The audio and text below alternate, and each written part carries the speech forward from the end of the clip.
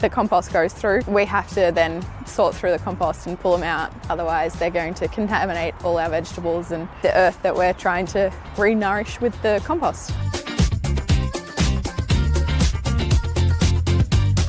Messages go around on Facebook saying, hey, there's zucchini or cucumbers in the basket at Pentridge and they're gone in, half an hour later. So we just like to share it with the community because that's what it's about.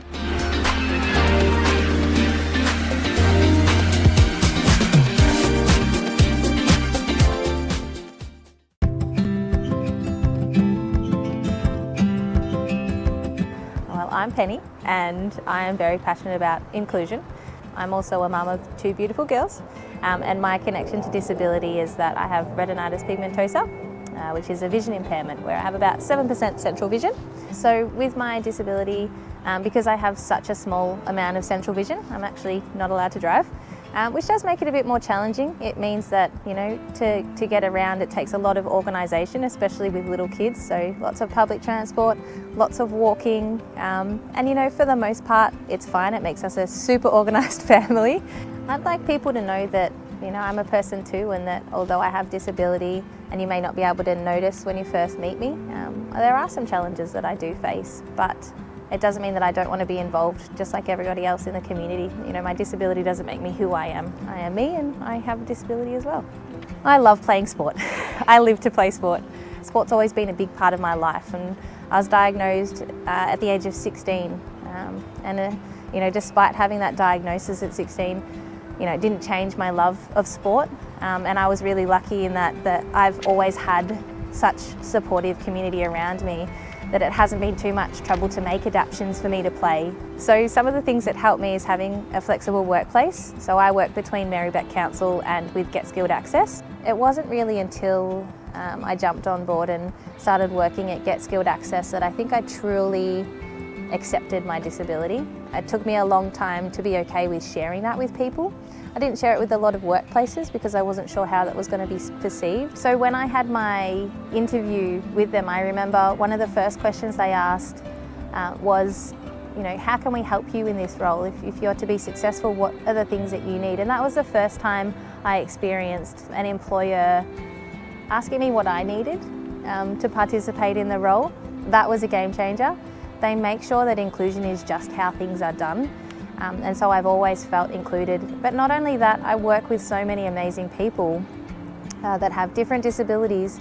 And it's really been an eye-opener as to how to be more inclusive as a person, and how to teach others to be more inclusive as well. It's built my confidence around being who I am and being okay, with having disability, and understanding that I actually can play a role in helping the community know more about disability so that there's more understanding around how to be inclusive out there.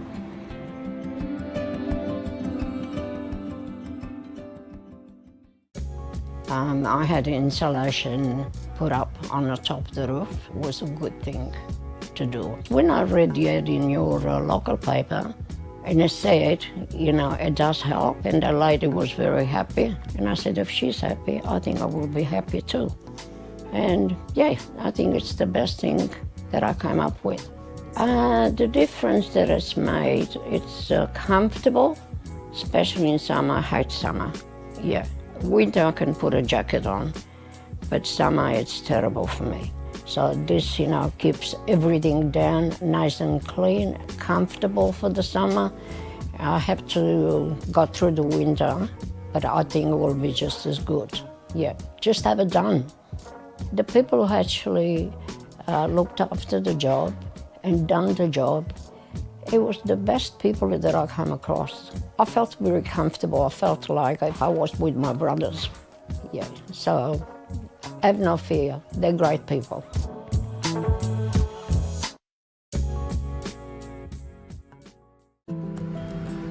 My name's Joe. Every morning I clean Sydney Road and some of the surrounding streets. I often work with our crew, who are a great bunch. They're hard working but also up for a laugh, and part of what makes me get out of bed each day. It's really quiet first thing, but there's always a lot to clean. Sometimes it's a bit of a mess and there's rubbish scattered around. I clean the footpath, the street furniture, the bins and remove graffiti off public buildings. I like it. It keeps me busy. It feels pretty satisfying to know that at the end of each day I've made Sydney Road look a little better for everyone who lives, works and visits here. Cleaner streets make it a nicer place to shop too, and that helps our local traders.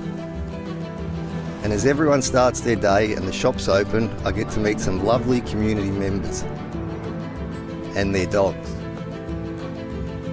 Everyone knows Sydney Road is legendary. We should all show it some love.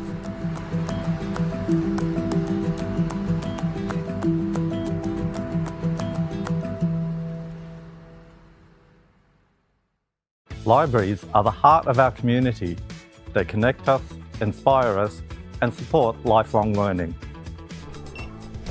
Whether it's borrowing books, thank you, learning how to use computers, Getting creative in our makerspaces, or simply having a welcoming space to belong, the library is the place to be. we're always evolving our spaces, collections and services to meet the diverse needs of our wonderful community. I love my library. It's a safe place to be, it's inclusive. I always find something new that interests me. It's not just a place for books anymore. a library has something for people of all ages. And is a place of discovery, events and learning at every stage of life. It's your library. Visit us today.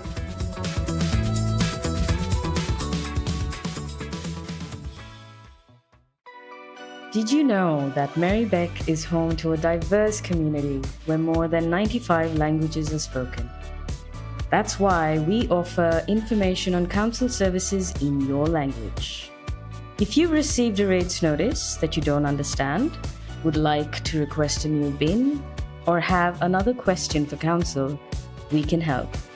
We have free in-person and phone interpreters who can help you communicate with staff at council in your language. To request an interpreter, simply call 92401111 and ask one of our customer service staff to organize one for you. You can also request an interpreter at one of our customer service centers, libraries, or maternal and child health centers. At Merri-bek, we're proud of our diverse community and we want to make sure everyone can access our services. For more information about our language services, please visit our website.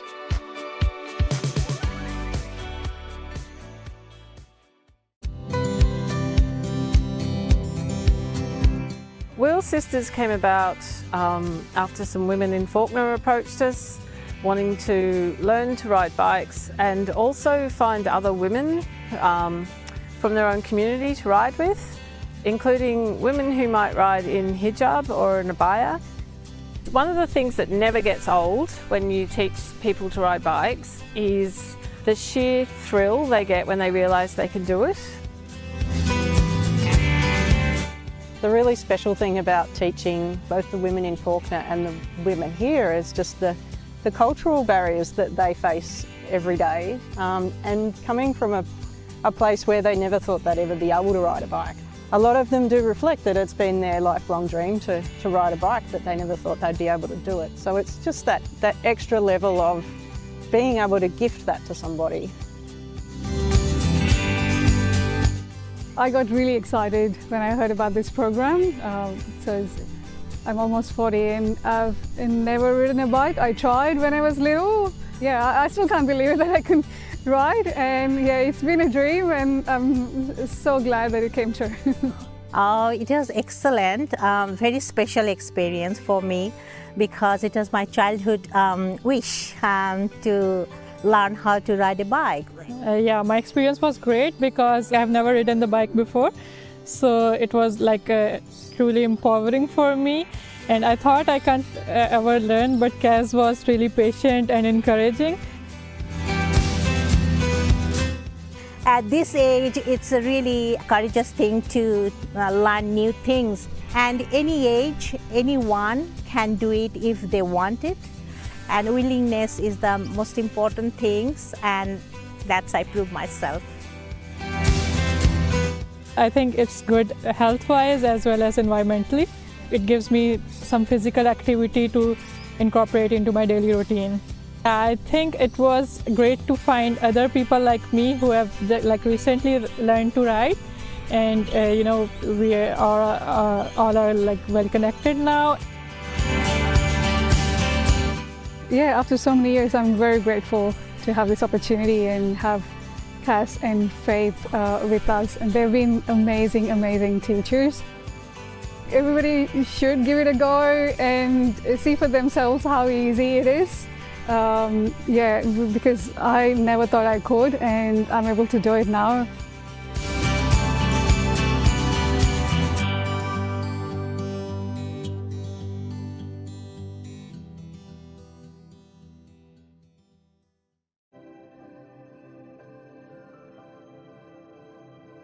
Merri-bek as an organisation has a culture of pushing for better outcomes for the environment and really strong on sustainability. Part of that is adapting our infrastructure in the face of climate change. To do that, we need to test things. We need to work together with others in the industry to look at better and different ways of doing things. And that's what this trial is all about.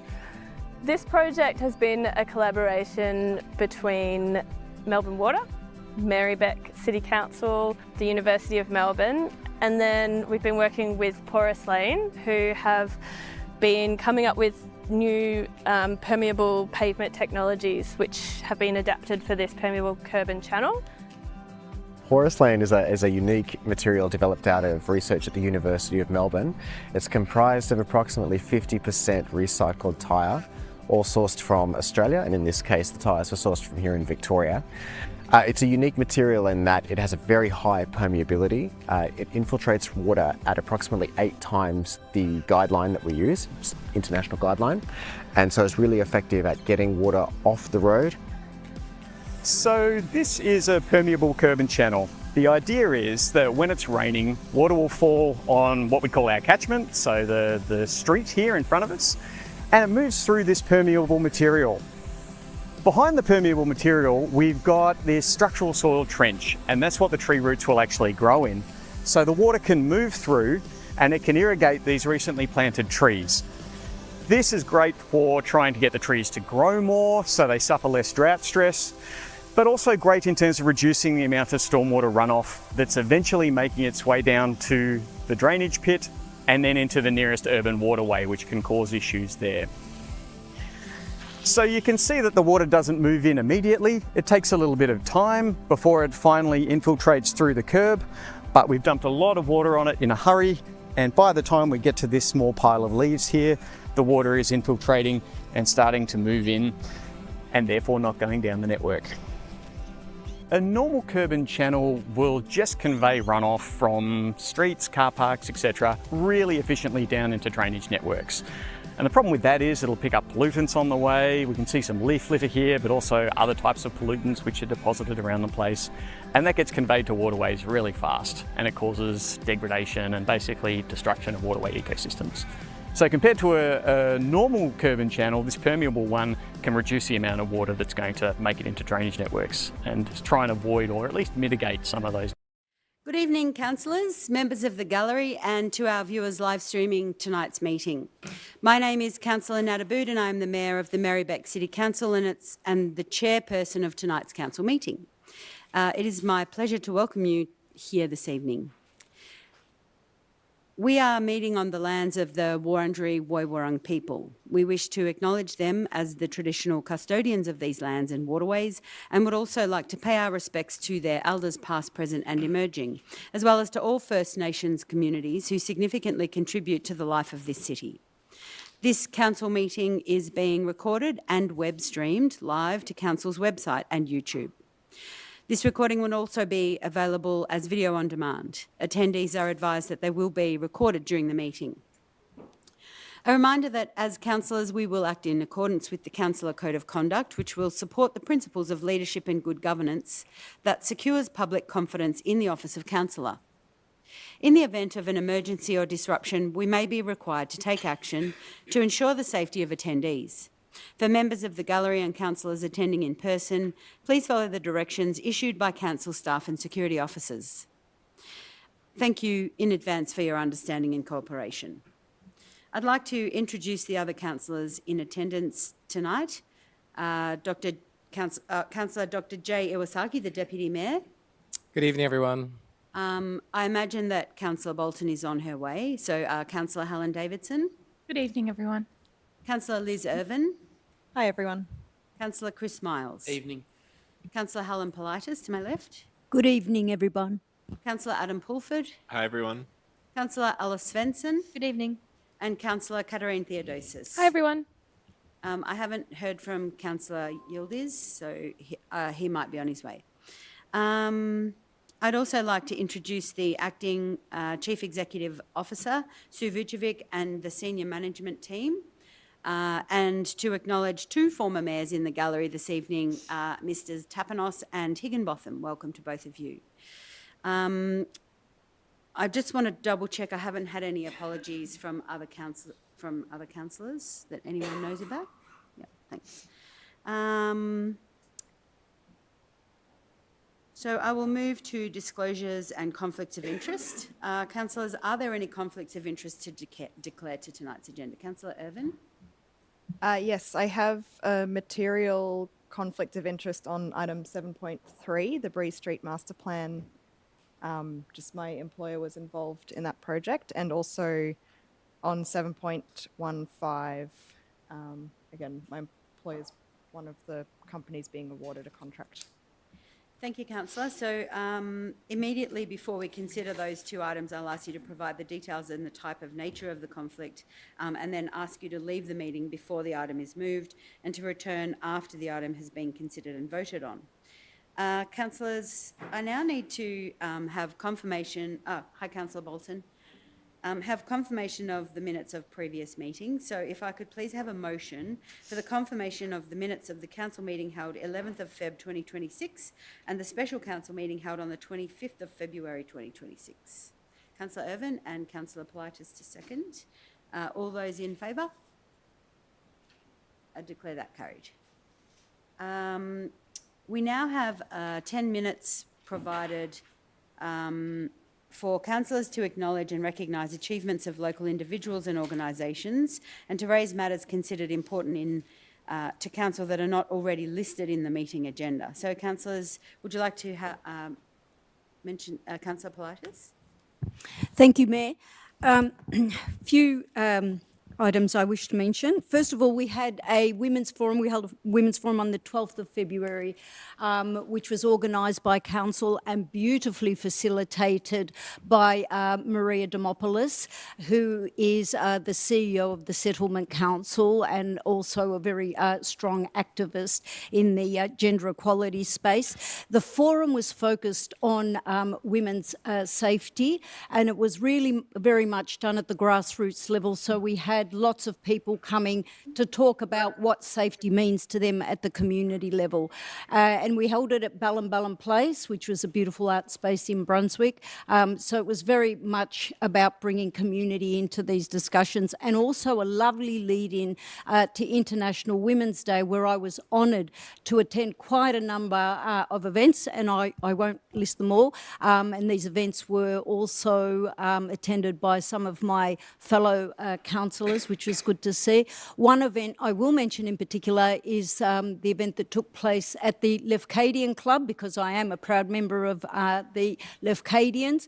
And at that event, 86-year-old Chrysoula Komenatos shared with people the history of the suffragette movement and reminded people that in our 2,000 years of democracy, women have only had the vote for just over 100 years. And she talked about what this means in terms of gender equality. It was wonderful to hear that speech from her, but also equally wonderful that we have a council that is progressing towards making this place fairer and and better for all by running a whole range of events. And on the subject of events, I attended one last night by local historian Themi Kritikakos, who's written a seminal piece of work on the history of the Assyrian, Armenian and Greek genocide. And what he's done is he's captured the oral history of local people. And I make particular mention of this because he is a local boy, born and bred in Brunswick.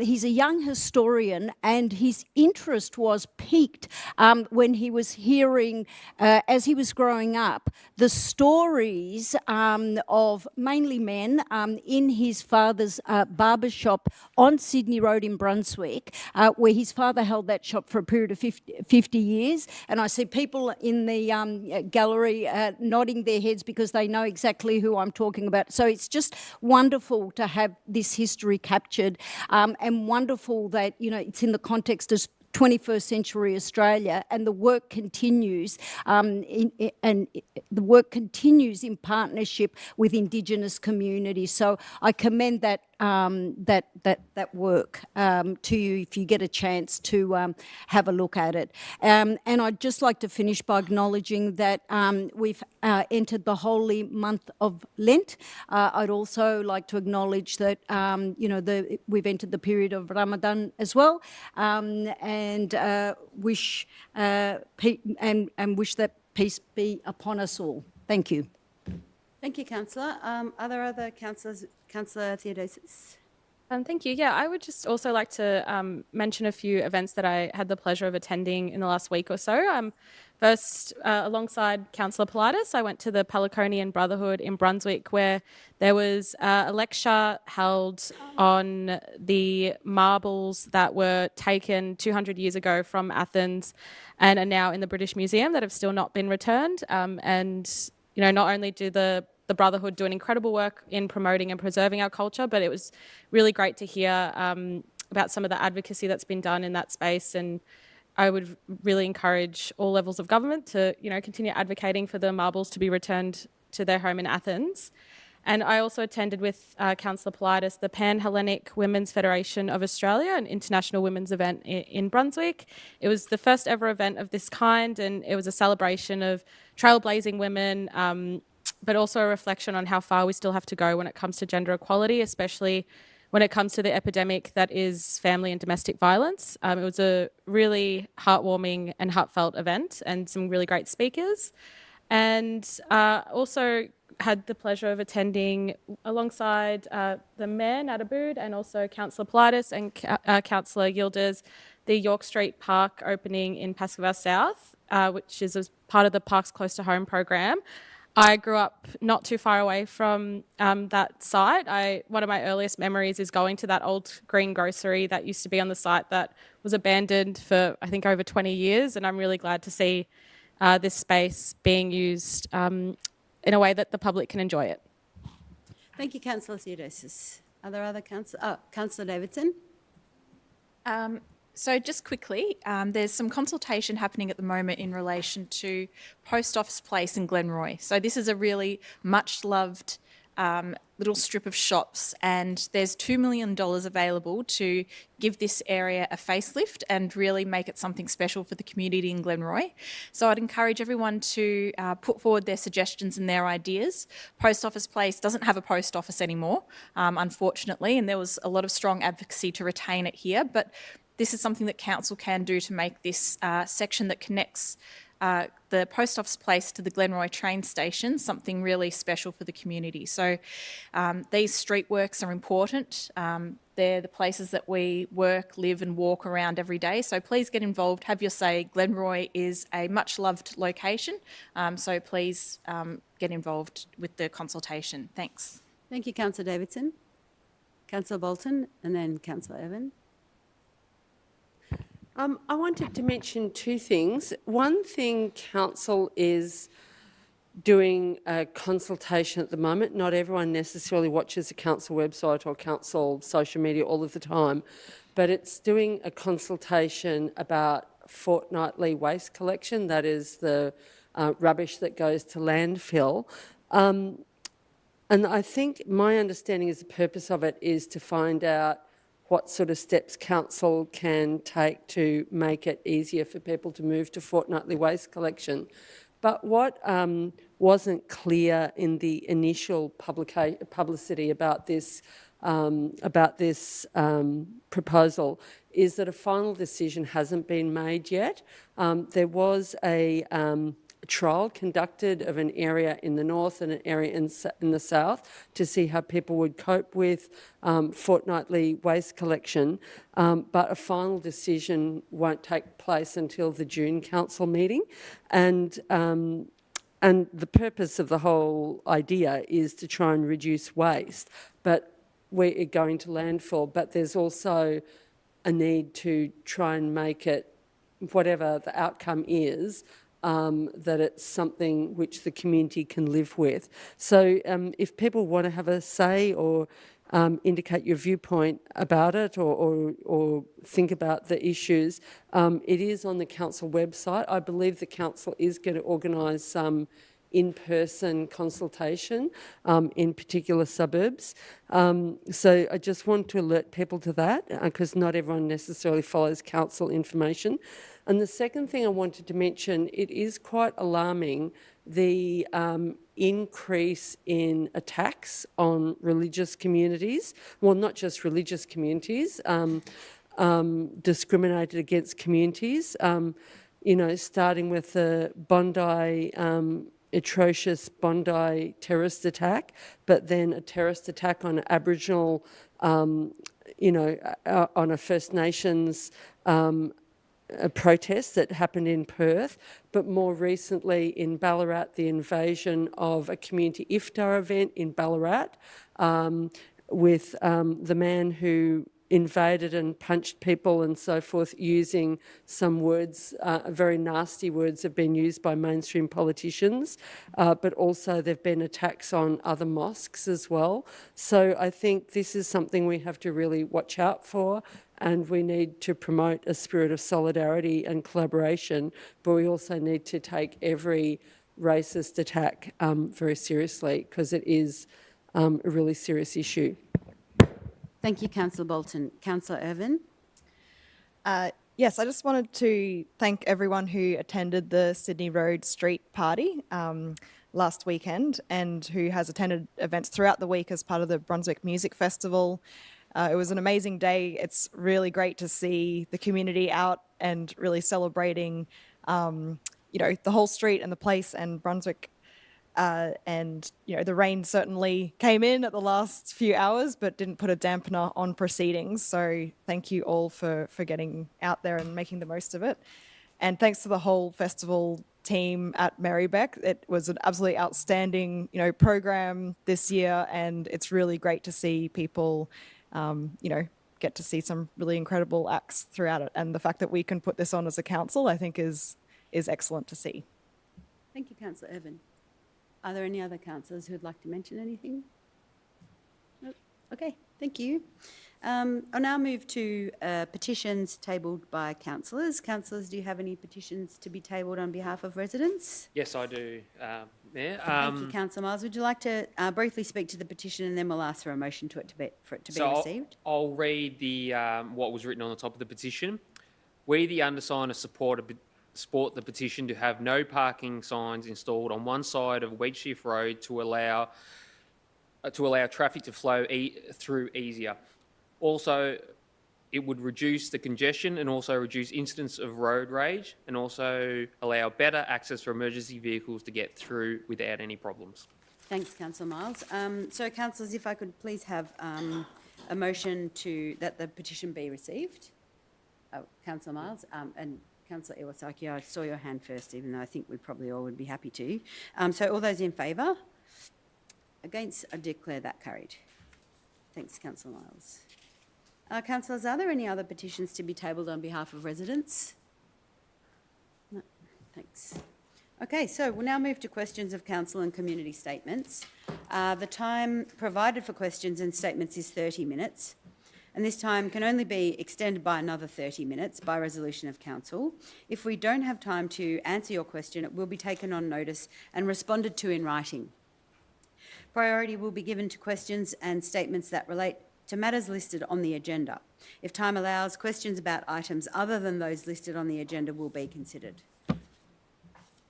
A maximum of 2 questions or statements in any combination is allowed per person, and questions or statements that relate to a matter listed on the agenda will be dealt with first. If you've registered to ask a question, when I invite you, you or your representative must state your name and suburb and then ask your question with a preamble or introduction or background for up to 3 minutes. If you've registered to make a statement, when I invite you, you or your representative must state your name and suburb and then make your statement without taking longer than 3 minutes. If you've submitted a second question or indicated that you have a second statement, it may, at my discretion, be deferred until all other persons who've submitted questions have asked their first question, or not be asked if time does not permit.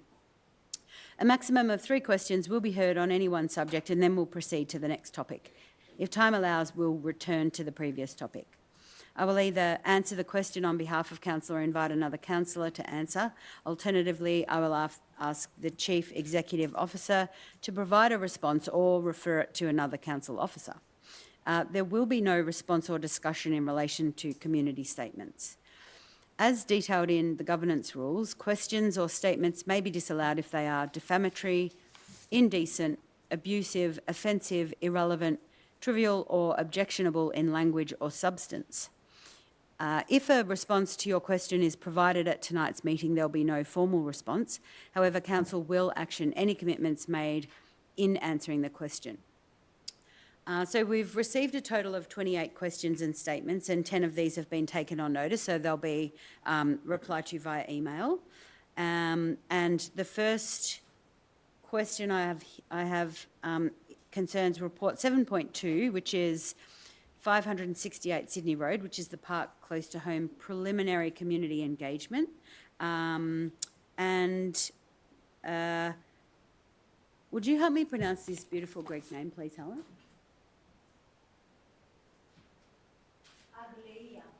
Aglaia. If you would please come in, Nikas, and we've got you here in person and you have a couple of questions. Thanks, Helen.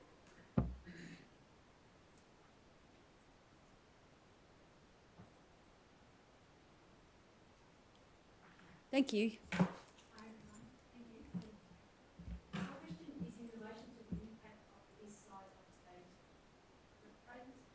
Oh, sorry. We'll just let you do, press that green button until it's green. Thanks. Start again. So my question is in relation to the impact of the east side of Staley Street. The proposal does not talk to any changes. Can it be assumed that the parking and existing parking restrictions, 8 a.m. to 6 p.m, for that side of the road will remain the same? And will there be any changes introduced, including restrictions for Sundays? Thank you. And so, Aglaia, what I will ask is that the Director, Penny Winslade, will answer the question for you.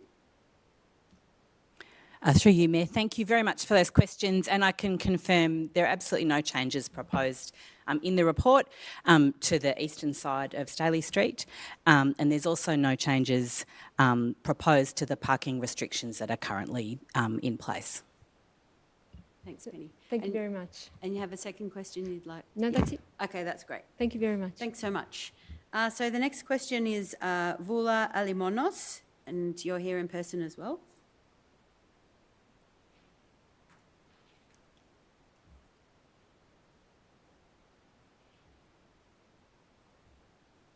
Hi, Vula, how are you going? Okay, it's great. Hi, everyone. Mine's actually just a statement. Good evening, Mayor and councillors, and thank you for the opportunity to speak. I'm Vula Limonos. A lot of you might know me. I've been a resident of Staley Street for many decades, all my life. So I would like to firstly thank the council, because I'm really looking forward to a park across the road. I think a new park with trees, shade and seats for people to pause on Sydney Road would be wonderful for the area. However, after speaking with lots of people about the proposal, apart from the fact that we love the park, there are a few concerns, and I think this is why my community and my parish that I live in are opting for option 1. I think this offers the best outcome of having a new park and keeping car parking spots which support local business and the church. It's often difficult to find a parking spot in the street at the moment as well. Sydney Road is a busy commercial strip and local businesses rely on convenient access for customers, deliveries and visitors. Keeping the parking spaces ensures that the park improvement does not unintentionally harm local traders, the church, medical clinics, community activities that depend on access. I recommend and support the idea of an indented parking on the street. This will not only provide more spots, but present an opportunity to calm traffic and make the streets safer, as many cars do often speed through. By introducing car parking lanes, am I too close? Landscaping and pedestrian-focused design, vehicle speeds can be reduced naturally. Slower traffic improves safety for pedestrians, cyclists, families using the space, animals, etc. It makes the street more comfortable and welcoming. Option 1 achieves these important outcomes. It creates new green public space. It supports local businesses, the church community, and local services with important vehicle access. For these reasons, I encourage Council to proceed with option 1 as the preferred outcome, but also implement indented parking lines and traffic calming to the street. Thank you very much.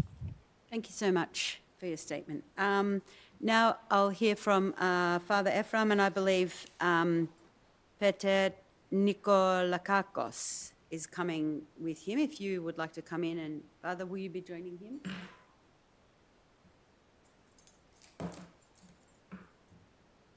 Thank you both. A statement and a question.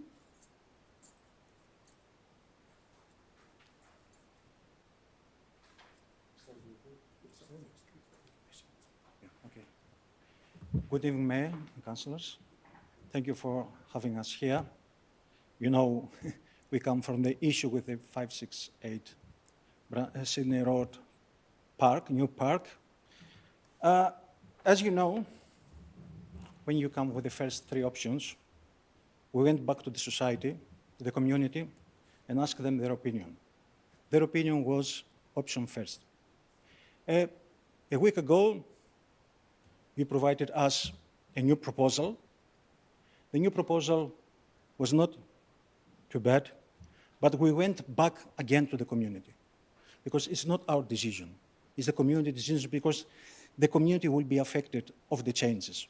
The community decided that 74% of those who responded that they would like to have the option 1. That means the same decision that they made in the beginning. Now, my question is, I sent an email to Mayor and all the councillors on 24th of November and asked a response about the human rights assessment. Today is 11th of March. I haven't received anything. It makes me feel very disappointed. Why? Why? And in the report says, the implications of the report have been assessed in accordance with the requirements of the Charter of Human Rights and Responsibilities. Okay, I've got a question for all of you. Have you seen a report? Have you seen any documentation about how they assess the human rights? If not, how we come here today to vote and decide what's going to be with the park? What's going to be? This is a question for all of you. Have you seen any document about the human rights? Please, this is a question. You must answer about this. This is the first question. Do you need to stay to hear the answer, or can I make the second question? Yeah. Are there councillors that would like to make an answer to Father? I'm happy to answer from my perspective. You're right, there is a human rights issue that is part of the package of what we're talking about here, but it's much more complex than it would seem on face value. And I haven't replied to you in email, but I have had a conversation with you about the implications of what the consultation is looking to determine, which is the way it affects everybody in the community. And that means now and in the future. So what we have to do as councillors is find that balance. So while we understand the importance and we respect deeply the input and legacy of the Greek community and the effect that changes have on the Greek community specifically involved in the church, We also have an obligation to the neighbours in the street who have no connection with the church, people who might come to the area in the future, the traders, the people who need, the mental health benefits of the open space, which is why we endeavoured to buy that piece of land in the first place. So I think from my perspective, I do feel like I have considered the human rights impact of a decision like this that we're making this evening. But I'll find out if other councillors want to answer the question as well. Can I ask, I think Father Ephraim asked a very specific question, if we've all been sent a copy of the assessment. And my question would be to the officers responsible if there is a separate or more detailed assessment beyond what we have in the report. Because we have a little paragraph, or a couple of paragraphs in the report. 2 sentences. Yeah. All right, I can. that would be good Penny, to would know. you like to address Councillor Bolton's question? That she's Certainly, through you, Mayor, and thanks, Councillor Bolton, and thanks, Father Ephraim, as well, for your question. In relation to the Charter of Human Rights, staff will always assess a recommended policy or project to determine whether there's a human rights impact with what's being recommended. And if there is an impact, then a further more detailed assessment would be undertaken. In this case, the proposal that's being brought to the Chamber is recommending a new park and more parking. The initial assessment is it's not, in fact, negatively impacting any human rights. It's increasing the service offering to the to all parts of the community. And so on that basis, a more detailed assessment is not undertaken. That first line is the level of assessment. When it comes to developing the full designs and the full project detailed designs, we will of course undertake much more detailed DDA assessments, gender impact assessments and human rights assessments when we get to that final stage when we're heading towards implementation. But at this early stage, we don't go to that level of detail. Thank you. Would you like to move to the second question? Yes, I will move to the second question. It's about the preferences. We got involved in a process about our opinion, which option is better for us.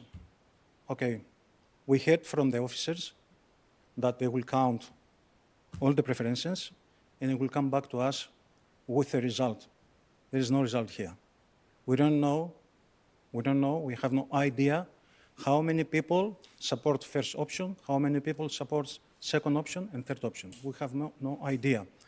If I compare it with the report for the COBUC is here, there's analysis there. What the locals liked to have. Why here we don't have an analysis about what was the preferences of the majority? This makes me feel that it was in favor with option 1. It's a mistake, please correct me, but my understanding is they didn't provide. Is there a question you want answered? It's a question. Why you don't publish the preferences? Why you don't? And you did it to the report. COBUC is here. I can ask the Director to answer the question for you, Father. Through you, Mayor, and Father Ephraim, thank you very much for your second question as well. I think we talked about running a pretty extensive consultation on the park. I think we had over 2,300 different types of feedback that people provided, about 2,000 surveys, lots of in-person conversations, letters, lots of different forms of feedback. We didn't ask people, we didn't run an election or a ballot to say, pick one of these three. We asked for feedback on that spectrum. So the report, the engagement summary that's attached in the council report provides a summary of all of that feedback. The most quantitative piece in that summary, there's a slider chart, and we asked people to say, what's more important to you on this slider, a larger park or more parking? How would you like us to allocate this space? And people gave a score. They put across along that line. And so that chart is reproduced, and you can actually see in that chart that there are sort of spikes. There were larger numbers of people at the extreme ends who wanted all more parking or all more park. Yeah. And then the rest was sort of distributed fairly evenly across. People had different views. So that one is reproduced, but we haven't sort of gone through a process of saying, you know, there were 722 people who voted for this option and 624 who voted for another. We didn't ask people to vote in that way. We've tried to faithfully represent all of that feedback in the engagement summary. I think that it was a promise from the officers. It was a promise from the officers. The thing about this is, and we have already spoken about it at length, and so it's a very different project to Central Coburg, just this one park, and the consultation probably is reflected a little bit in that as well. But I need to move on to the statement now. Okay, thank you. Thank you so much for engaging with us. Thank you, Mayor, and thank you, councillors, for allowing me to speak, and fantastic job pronouncing my surname, whoever that was earlier. Firstly, my name's Peter Nikolakakos. I'm the Vice President of the committee at St Basilios Greek Parish. I've lived in Brunswick for 30-odd years, and I'm a big part of the community. Firstly, I'd like to thank Council for the acquisition of the land and the proposal to create a new park on Sydney Road, complete with trees, shade and amenities, for the community to enjoy. I believe this will be a wonderful addition to the area and a very valuable asset that will benefit the wider community. From the moment we first saw the proposed changes to that little car park area advertised, the view of the St Vasilios community, church community, as well as the broader community in our area that the parish is located, is that option one has and always will be still be the preferred option. The community of St Vasilios Greek Orthodox Parish, along with surrounding neighbourhoods, have overwhelmingly selected option one as the preferred option in any of the consultation processes that we were part of. Along with the addition of remarking the west side of the street into angled parking. This approach provides a number of benefits. It creates additional car parking, which is desperately needed to cater for the ever-increasing demand from shoppers, visitors and local residents. Importantly, it also increases the total number of available car spaces. In addition, the angled parking configuration will create a natural traffic calming effect along Staley Street by effectively narrowing the roadway. It will slow traffic and contribute to a safer and more user-friendly environment for everyone who uses the area, particularly the elderly and young families. Our concern with option two, or the parking option, is that although the recommendation design provides 2 more parking spaces overall, it moves half the current council parking on the street, which is what our community's concern has always been. The loss of existing car spaces means that these spaces will never be available again, and replacing them with on-street parking allows for the potential to have them converted to permit parking at a later point in time. On top of this, it also will place additional pressure on the already limited parking in the area, and as mentioned already, to the detriment of shoppers, visitors and local residents. Additionally, there's some concern within the community that while the current council has undertaken not to issue residential permit parking permits, that's a hard word to say, there is also no guarantee that future councils may not revisit or reverse this decision. Therefore, I would like to reiterate that the community's clear preference is for option one, with the addition of the remarking of the west side parking into angled spaces. This approach not only increases the overall amenity of the area, but also acts as an effective traffic calming measure for Staley Street, making the environment safer and more practical for everybody. Thank you. Thank you so much for your statement. Thank you. Okay, thanks everybody for your patience. We'll move now to report 7.3 questions. So Andy Fergus, I believe that you're here on behalf of Better Breeze Block with a statement.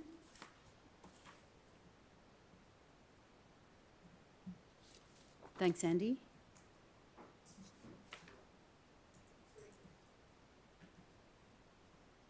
Great. I'm a bit tall, so maybe I'll do this. Good evening, councillors, and good evening to everyone from the St Vasilios community who have come out and shown their support for the community, which is amazing. I wanted to talk to this because it's an important milestone in this project. A few of you would have seen me here quite a few years ago talking about this project when it was initially launching.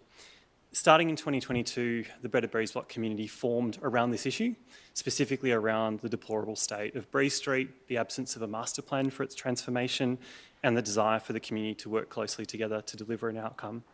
As part of that process, we worked closely with former councillors. I wanted to note in particular Lambros, Councillor Riley and Councillor Conlon, who were really important at that time, in helping work with us to get the budget to allow this project to become a reality. As a community group, we were interested in small-scale wins along the way, incremental works, but through our work with the councillors and staff, we realised a master plan was the best way to look at the long-term transformation of the street. So I wanted to talk today more to sort of thank the councillors, and particularly the current councillors as well as council staff in getting the project to this point. From an engagement perspective, there's been a great process of blue sky thinking, building community literacy along the way. And so now it's coming to a point where I'm the only person, it seems, speaking to the agenda, which is a success in itself. But really what this has meant is a patient process of the community understanding the opportunities for the street, the testing of options, and also the involvement of Melbourne University in testing biodiversity outcomes from the street. I particularly wanted to thank Edmund Cron and Thea Roberts, who are councillor. You don't often talk about council staff, but it's important to note they've been incredibly important in building trust in our community, showing us what's possible, and helping us understand how this street could be transformed for the better. So from our perspective, we want to note that whether or not it was one-way or two-way, we're happy with the outcomes so long as our objectives are achieved, which is urban greening, a safer street, pedestrian priority, ensuring that people of all mobility needs, vulnerable road users are able to use the street safely, which, as we know at the moment, is very difficult. So we want to make sure that, irrespective of the options, as we work into the next phase of development with the team, we ensure these priorities are maintained. In moving from a one-way to a two-way option, we think for us the important priority is we can achieve the same urban greening outcome across both of those. So that's an important gesture, we think, for the next phase to ensure that that's delivered. So in conclusion, I'm going to finish a bit short. I just wanted to thank you all for your support for this initiative, but also just to highlight there are lessons learnt for the Activity Centre program in this, and it's important to highlight. This area was upzoned about 15 years ago, and it's taken till now to see a master plan. Councils are not given the resources from the state government to do this work, and it requires community initiative to push for the works after. I think there's a really good lesson in the Breeze Street block to think about how you engage with the state and advocate for budgeting to ensure that with 12, with 10, with 16 stories of polycatakia being delivered across the neighbourhood, we ensure that that this planning for streets and planning for open space is done along the way. So a good outcome, but some lessons for the future. Thanks very much. Thanks, Andy.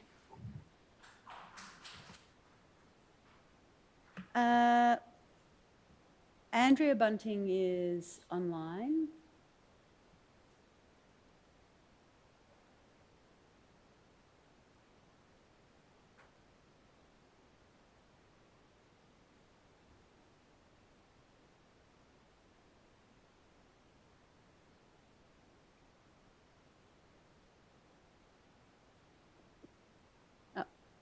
Oh, exotic.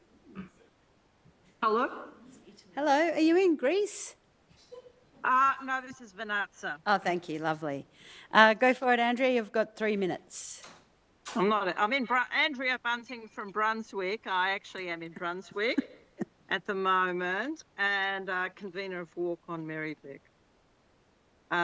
Speaking about seats in general, including at bus stops, but also on walking routes. The reason I became a walking advocate was I had a very serious illness, which meant I could hardly walk, and I walked to recover my strength, and I needed seats. And I was very lucky to live near a place where I could go to the tram stop seat and then to the park seat and then back again. And I walked and walked to recover my strength. So seats are really important because I know how vital they've been for my health. And I think I can say for many people, older people, or people with illnesses or mobility challenges, having public seating is vital. And we've had not enough of it. And we have resorted to using community budget ideas to get seats because council is not installing enough seats, particularly in our public streets. And the Merri Creek was one where we first had a successful community budget idea. And I see that virtually every year people are suggesting seats, public seats. We should not have to use the community budget ideas for this. This is some essential infrastructure that council should fund. So about 6 years ago, 2020, we were promised from a budget response that there would be they agreed, yes, we install seats on an ad hoc basis, and they agreed to make a business case so that it would be put in the budget. This never happened. We've been waiting 6 years for this. So my request is, instead of saying we will fund public seating upgrades out of the existing budget allocation, which is clearly inadequate, is to make a specific budget item. We suggest 100,000 per year, every year, ongoing, so that you can roll out seats on bus stops and on walking routes, on everywhere where it's important for us older folk to get around and keep our physical health. Right on time. Thank you so much, Andrea. Well done. Thank you. See you next month. Yeah, maybe. Report, we'll see you. Report 7.9, questions related to the 2026 annual and winter sports ground tenancy allocations. Elizabeth is not quite online yet, so I'll move to Claire Brazenor, who is in person with a statement and a question. If you would join us, Claire.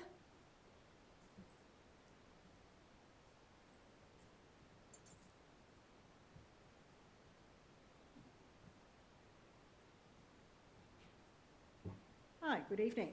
Hello. Claire Brazenor, resident of Oak Park. My statement is specific to the 2026 Winter Oval allocations in Oak Park, pages 207 to 15. As a parent of a player at Oak Park Football Club and a local community member, I am concerned. Oak Park Football Club has been allocated a second oval at ATC Cook Reserve in Glenroy, a 10-minute drive, 20-minute round trip from our club's home ground. This is despite a number of ovals. The light is green. This is despite a number of ovals within walking distance having available capacity. For families, this 2026 Winter Oval allocation creates unnecessary logistical and financial pressure. Training that was previously within walking distance at JP Faulkner Reserve will now require regular car trips between suburbs, adding to fuel costs, making it harder for families already juggling work, school schedules, and multiple children in sport. This allocation is difficult to understand when nearby ovals have been allocated to much smaller, school-affiliated clubs. It also appears to be inconsistent with the Council's fair access policy. Oak Park Football Club, operating from JP Faulkner Reserve East Oval, had 17 teams in 2025, including dedicated girls and women's teams, from under 10s to seniors. JP Faulkner Reserve East Oval is significantly overutilised by comparison. Terry Penola, a senior-only school-affiliated club at JP Faulkner Reserve West Oval, had only 3 teams in 2025. No junior programs run from this oval. JP Faulkner Reserve is underutilised. St Francis, a junior-only school-affiliated club at Oak Park Reserve Ovals, North and South, also only had 3 teams in 2025. Oak Park Reserve Ovals are significantly underutilised. Given that these grounds are all within walking distance, it is difficult to understand why the largest club is required to travel 10 minutes to another suburb. This allocation also raises environmental concerns. Each training game will now require additional car trips between Oak Park, Glenroy. Over a full season, that adds up to significant fuel use and carbon emissions. Allocating the nearby and available ovals to Oak Park Football Club would keep training local, cut travel, reduce cost for families, and prevent unnecessary carbon emissions. Claire, is that your statement? That is my statement. Perfectly timed. If I could now ask you to ask a question in 3 minutes. Given that JP Faulkner Reserve West and Oak Park Reserve ovals are underutilised, and that the allocation decisions are not aligned with fair access policy or environmental considerations, will Council reassess the 2026 winter oval allocation to ensure they are fair, practical and environmentally responsible? Thank you, Claire. I'll ask the Eamon Fennessy, our Director, to answer the question. Thanks, Claire, and through you, Mayor. Claire, our recreation team have been working with your club for some months. So back in November and December, officers met with club representatives to talk about the forthcoming season and what the ground needs were. They continued that conversation in January with the president of Oak Park Junior Footy Club, and as part of these discussions, officers identified a number of potential options for additional training space, including Oak Park West, JP Faulkner West and ATC Cook Reserve for various nights, alongside the club's existing use of JP Faulkner East. Oak Park Football Club included these options in their initial application through our seasonal ground allocation process, which closed at the end of February. Following further discussions about ground availability, the club chose not to proceed with Oak Park West and JP Faulkner West, and instead confirmed their interest and intention to use Cook Reserve for additional training nights. That arrangement with ATC Cook was confirmed with the club on the 18th of February, pending Council's consideration and approval tonight. If you want to raise that back with your club secretary and president, you are welcome to do that, and they are welcome to contact us and we can look at it again. Councillor Davidson, you have a question? Can I just add something to that as well, Claire? So Oak Park is fantastic ground, and I understand it's highly utilised and the teams do an amazing job there. The discussion with which grounds allocation you go to and the concern about travelling to ATC Cook can also be changed. So councillors have authorised the director to make decisions as the year progresses, but I think that will need to happen in conjunction with the committee as well. So it's not, even if this report does get passed tonight, it's not set in stone that that will be the allocated ground. But I'm very happy to keep chatting to the club. Conversations will be ongoing. Yeah. It's a big concern in families. Thank you. I hope you feel like we're available to keep talking about it. We will. For the time being, I'll move to Kate Lamont for the next statement and question, if you're here, Kate.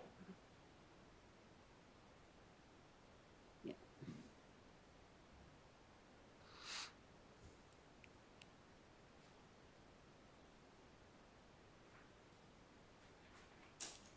Thanks, Kate. I'm still on. Oh, sorry, just before you start, I need to get an extension of time. Councillor Bolton and Councillor Davidson, I'll put it to the vote. All those in favour? Against? Declare that carried. Thanks. Sorry. Process. No, that's all right. So Kate Lamont of Oak Park.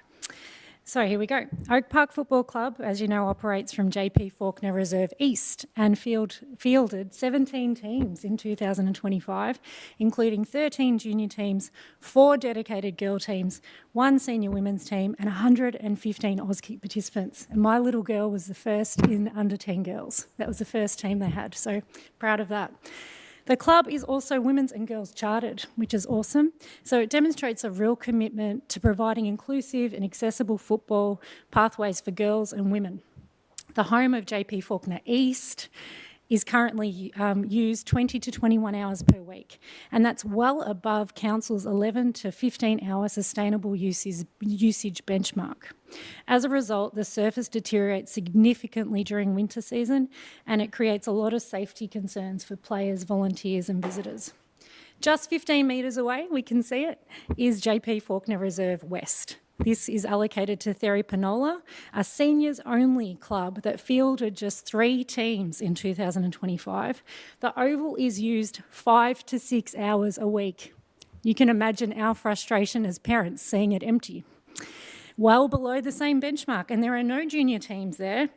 They don't train there. They don't play there. Despite this clear imbalance in participation and usage, Council has allocated ATC Cook Reserve, 10-minute drive away for us, for Oak Park's 2026 winter oval needs. This decision separates teams from their home facility, forces families like mine who have 3 kids playing to travel between venues for games, for training, and places a lot of logistical pressure on parents managing children across multiple teams and age groups. You've got additional travel costs, and we're going through a cost of living crisis. It's not something that we need.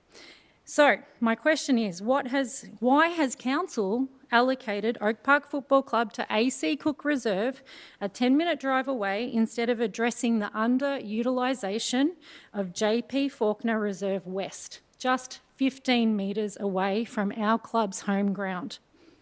Thank you, Kate. Eamon? Through you, Mayor. Thanks, Kate, for your question. As I indicated to Claire, we worked with the club. They advised us that Cook was the preferred ground that they wanted allocated. They were offered Oak Park West and JP Faulkner, but chose Cook. If you are happy to talk to your club in more depth about that, we're happy to have another look at it. We can always do that. I'm happy to talk to the club about it more, but I just don't understand how Council can allocate a club. Sorry, Kate, for the sake of process, we have to avoid debate in the chamber, but we can definitely talk to you about it more. I can't ask a follow-up question? Yeah, sure, go on. Okay, I'll put my hands down Yeah. so I'm not debating. Yeah. It's all around allocation. You're looking at a ground that's significantly underutilised, has no junior team, 3 senior teams, you know, with a club that is the biggest in the EDFL, that in winter you pretty much can't play on it because of the usage. So I don't know how Council arrived at this decision. I'd like to know. Because that's what the club asked for. So you just asked the club? Yep. The club. So I think what we'll do is we'll talk to you and the club about it further. Councillor Davidson? I think a discussion with the committee and the club as a whole needs to occur so everyone's on the same page, because the utilisation of both ovals needs to be fair. And 100%. yeah, I completely agree. And, you know, the success of your club is wonderful and it's acknowledged, and to force parents to travel to ATC Cook needs to be a discussion with everyone involved, as well as the committee, the president, and the parents. Do you mean an internal discussion or a discussion with the council? A discussion with the council about ground allocation, and that Yep. can change. So directors have the authority to change ground allocation as matters evolve and the year progresses, and that happens quite frequently. So that's something that can definitely happen, and that communication needs to occur so that everyone's on the same page about where everyone is going to be most convenient and going to be most accessible for people to play. Thank you. Thanks so much, Kate. Yeah, but feel free to reach out as well if you need to, like if you wanted to have further discussions. I'm always available. Yeah, I think That's what's what we're important doing to here note tonight. is that between you and Claire, Yep. we've uncovered something that needs more communication. So we can definitely talk about this more. It's not just communication. Yeah. I think it needs investigation. Yeah, like, well, that can definitely happen, but and it's been noted, and it will. Okay. There will you won't not hear about this further. You know. Okay. Thank you. I think that Councillor Davidson's indicated that she's happy to facilitate that dialogue too. Yeah. You know. Thank you, everyone, for your time. Thank you. I'll move on to questions related to 7.1, which is the visible solar energy systems in heritage overlay. Ian Mack, if you're here, I believe you have a statement.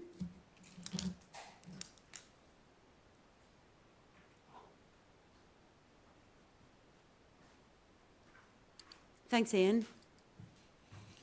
Good evening. Ian Mack from Climate Action Merri-bek and a long-term resident of Merlinston.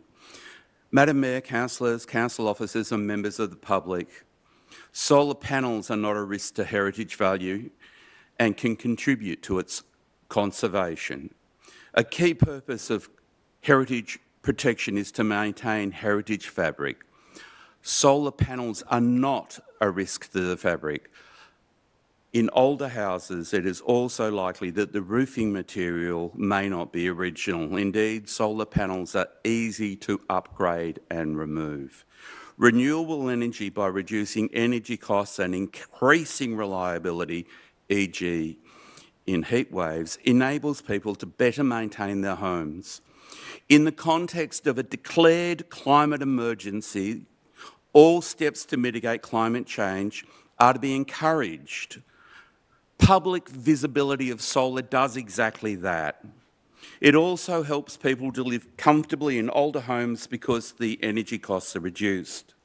By reducing climate change, renewable energy helps prevent climate change disasters, such as heat waves, fires, floods and droughts, all of which increase risks to heritage buildings and zones, including natural environments, as well as to people. Merri-bek currently has relatively low rates of solar rooftop. Council should be removing barriers to rooftop solar in line with its commitment to zero carbon and its climate emergency commitments. Council officers state the current system is not deterring people from installing solar because permit applications are low. However, on the face of it, this does not make sense and could mean exactly the opposite, that people are reluctant to go through the permit application process and are therefore not installing solar. We are aware of this occurrence in some cases. Officers also claim that enforcement is infrequent. However, we are aware of a case where a resident has encountered enforcement from installing a significant number of panels. This resident is a renewable energy expert, former Young Australian of the Year, and a founder of Beyond Zero Emissions. This is the type of demonstration project which can inspire Merri-bek households. Overall, we support removing permit requirements, except where there is an extraordinary need for special measures to maintain heritage fabric, which should be a proactive process of support for correct installation rather than a negative process. We also support having a moratorium on enforcement during the process. A wide and genuine deep consultation with stakeholders, including the solar industry and community groups, should be an integral part of the examination of this issue during the moratorium. Thank you for your time. Thank you so much for your statement.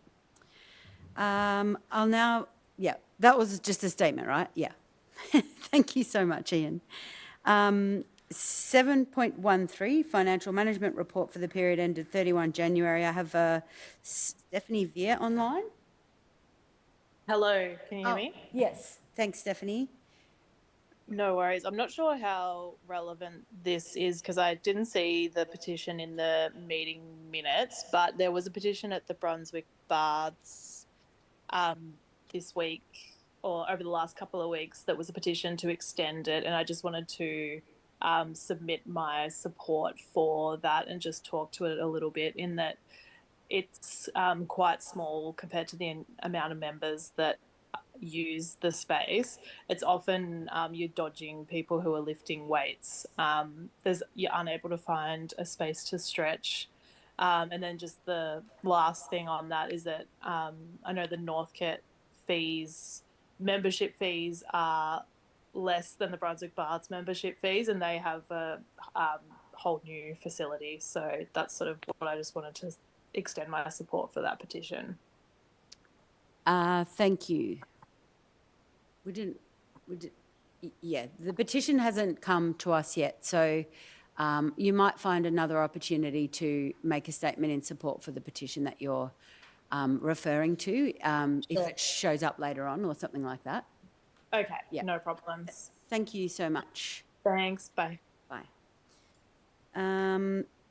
Okay, so the next one is 8.1, the advocacy piece for the level crossing removal project. Jack. Thank you, Jack. Amanatidis. A statement and a question.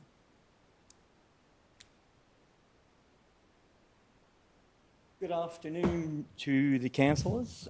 Sorry, I'm talking, sorry, got my back to you. To the audience, a couple of apologies. Sue, I say sorry. A year ago I said I was going to support you with the pamphlets on the level crossing, the disabled crossing on Sydney Road. So something happened, so an apology there. Helen, is Helen here? Did she come in? There's two Helens. No, oh yes, so Helen, Jack, I came in about a year ago in regards to the MM3, which I'm going to talk about in a second. It was just too early, Helen. It was 1 year ahead of schedule because we're going into an election now, and I thought it was more appropriate that I do it this financial year, which I'm going to do now. No, very interesting. I'm a resident for nearly 40 years here actually 25 years in Brunswick. And if with my wife, she's been here for 15 years in Brunswick. All up, I've been a resident for 40 years. So I've seen a lot of changes to this council. The council in was the Labor Council in 1908, and after 110 years, we got the new councillors in from the Greens, and that was interesting, and we're nearly near, this is the second term with the Greens in Brunswick. So I'm going to focus on the Brunswick area in terms of Brunswick West, Brunswick and Brunswick East. So I'm actually talking to the 4 Green councillors that are listening to me at the moment. Very interesting. MM3, what is MM3? We had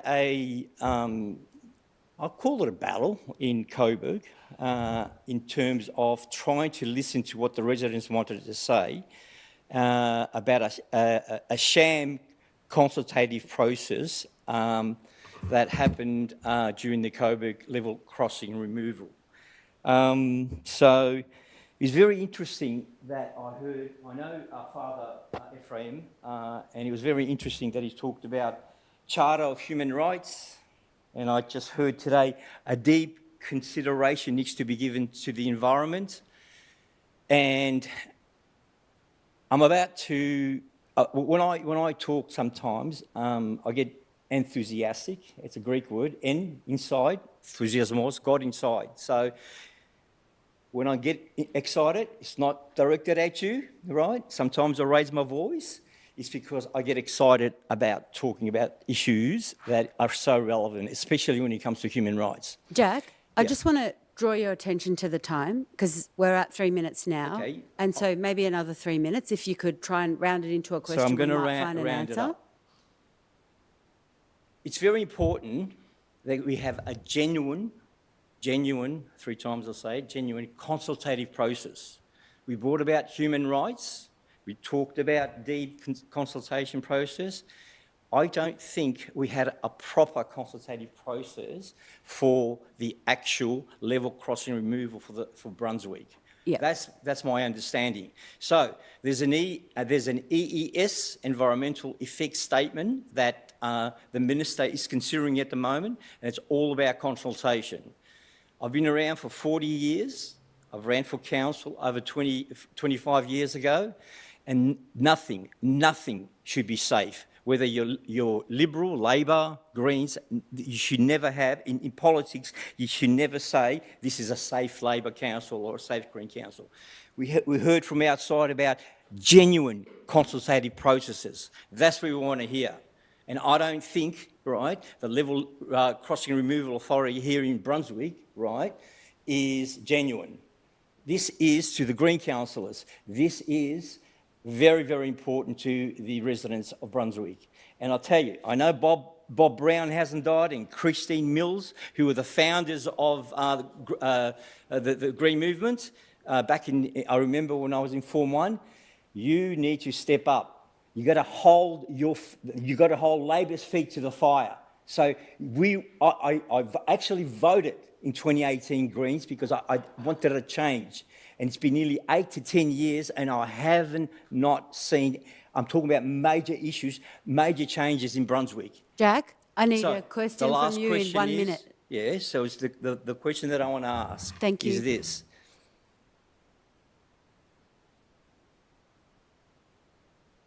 Genuine consultative processes, right? And the question I've got here is, I know, has the whole of council taken a resolution and approved to grade separate the Brunswick level crossing removal project to the to an overhead sky roll? If not, then when will the decision be made? If it has been made, why didn't we not consider the three options? One was to underground, similar to the Melbourne Metro Tunnel, to come from go underground. The second option was trenching and the overhead line. Now, again, I need an answer whether we went through those three options and whether the residents have been considered those three options. So, Okay, I need an answer to those. Yeah. That's good. I can answer that for you because last time I was on council as a Green, there was a project undertaken by the council on this state government project, which is the level crossing removal project to remove those stations. The council got together and put together a piece of work that looked at trenching, I don't know what you call it, where you go, you just build like a bridge over the, or elevated rail.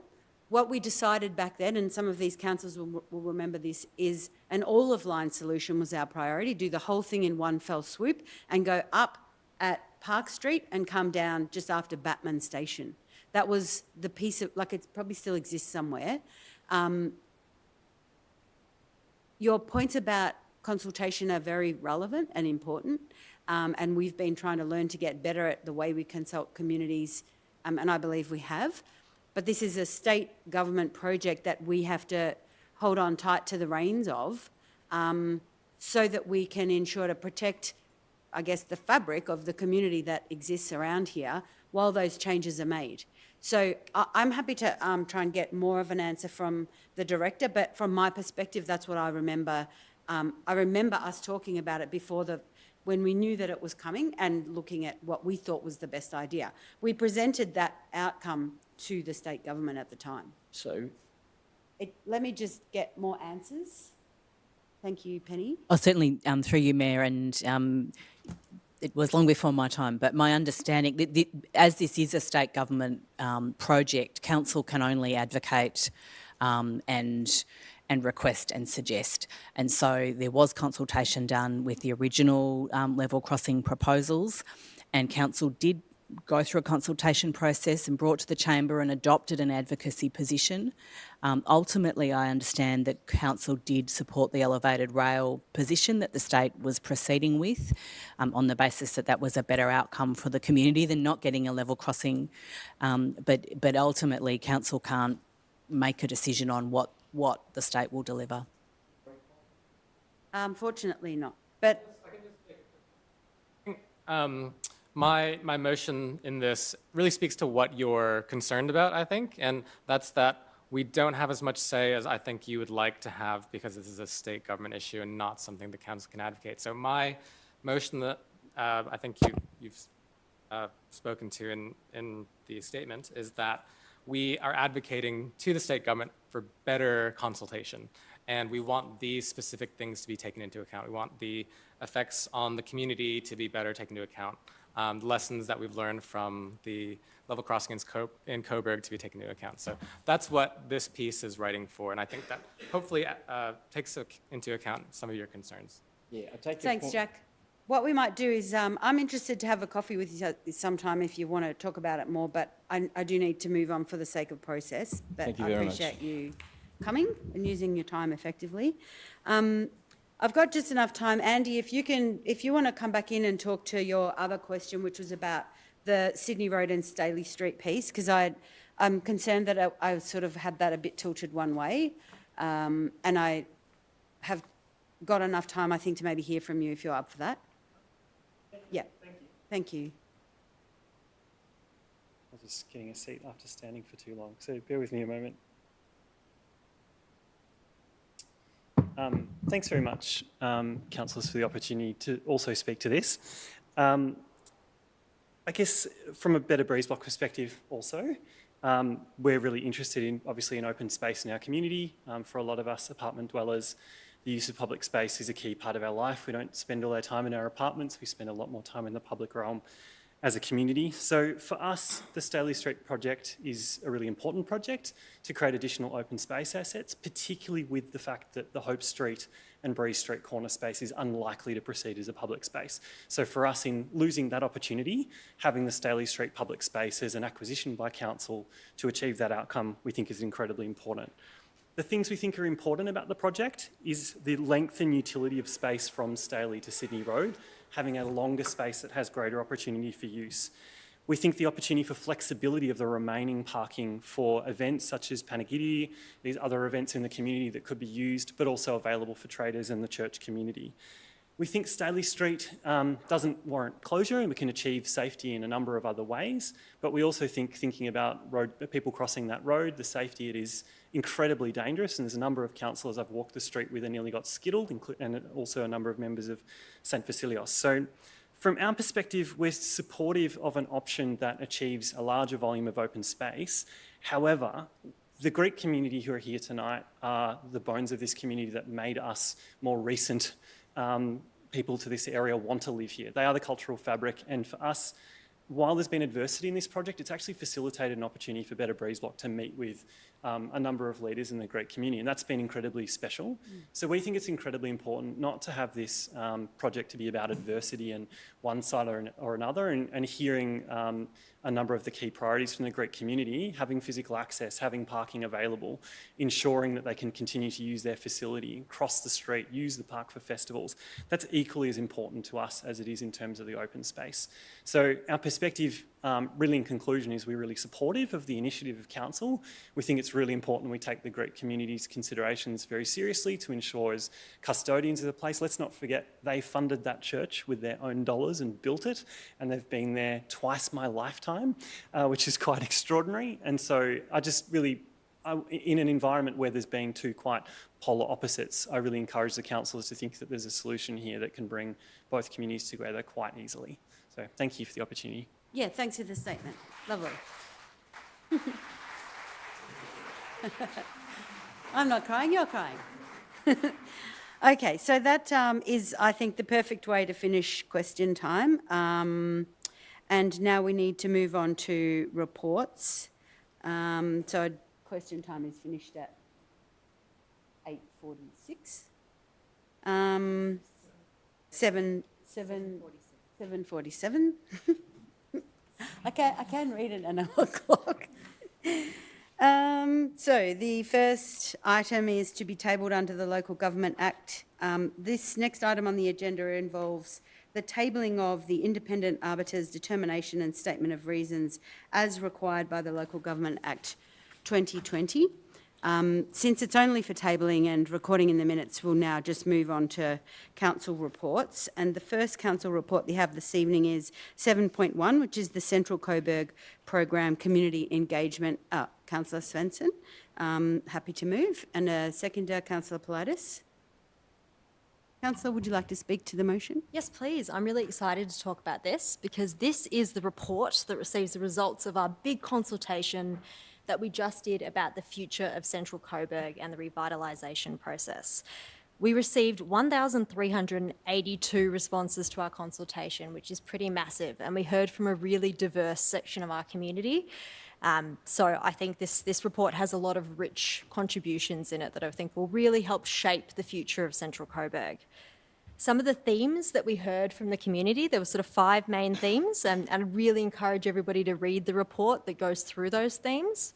But one really big one was the importance of supporting our local community organisations, in particular our churches, so the Orthodox Church and the Uniting Church, who sit right next to the area that we're considering, other community groups like the Merri Shed, and the importance of maintaining and creating affordable and accessible community spaces, so things like upgrading our Coburg Library and creating and maintaining affordable art space like the Schoolhouse Studios that's in the area. So that was one main theme.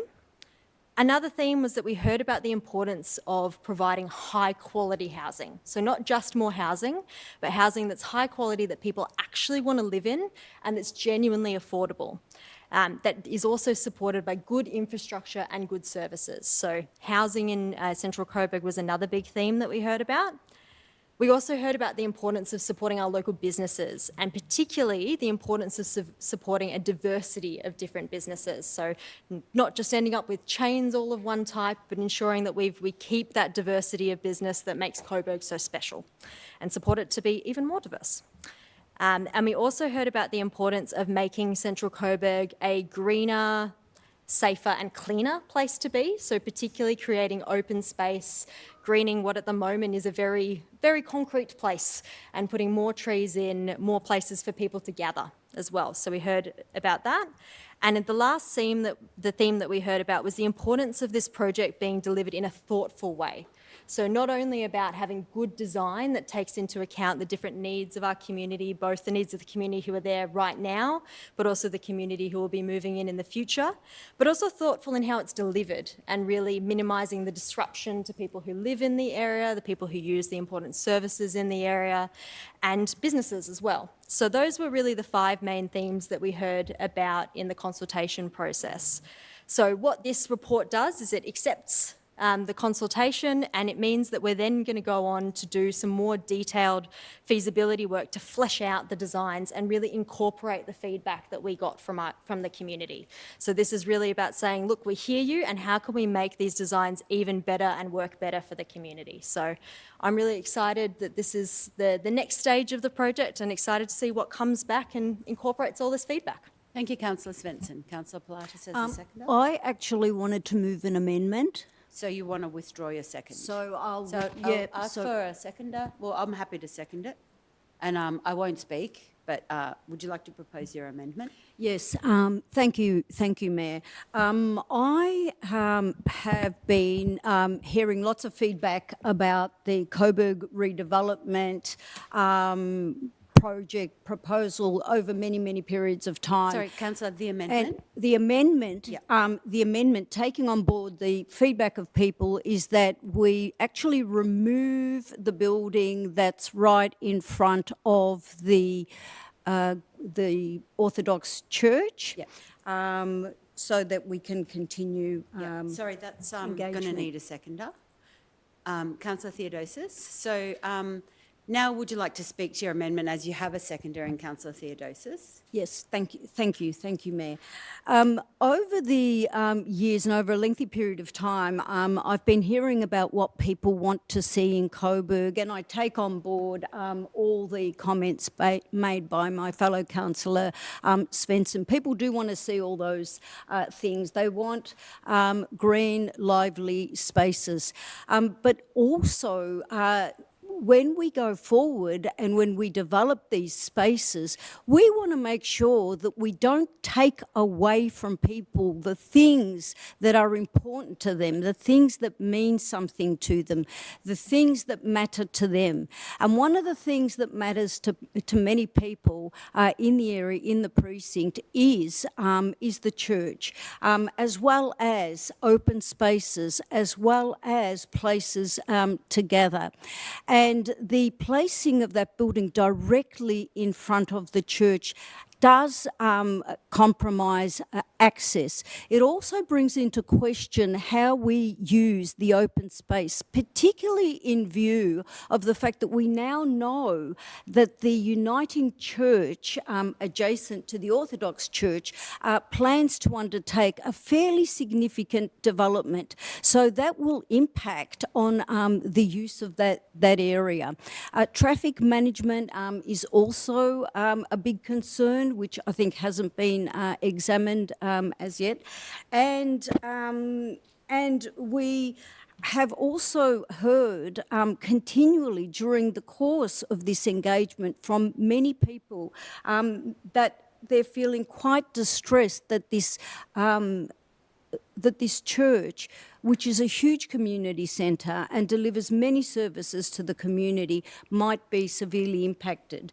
So for all those reasons, I think that in order to progress this community engagement and to ensure that we are doing it in a positive way, that we, for the time being, remove the development of this building that sits right in front of the church and continue the process. Thank you, Councillor Politis. Councillor Theodosis as the seconder. Would you like to speak to the amendment? Yes, please.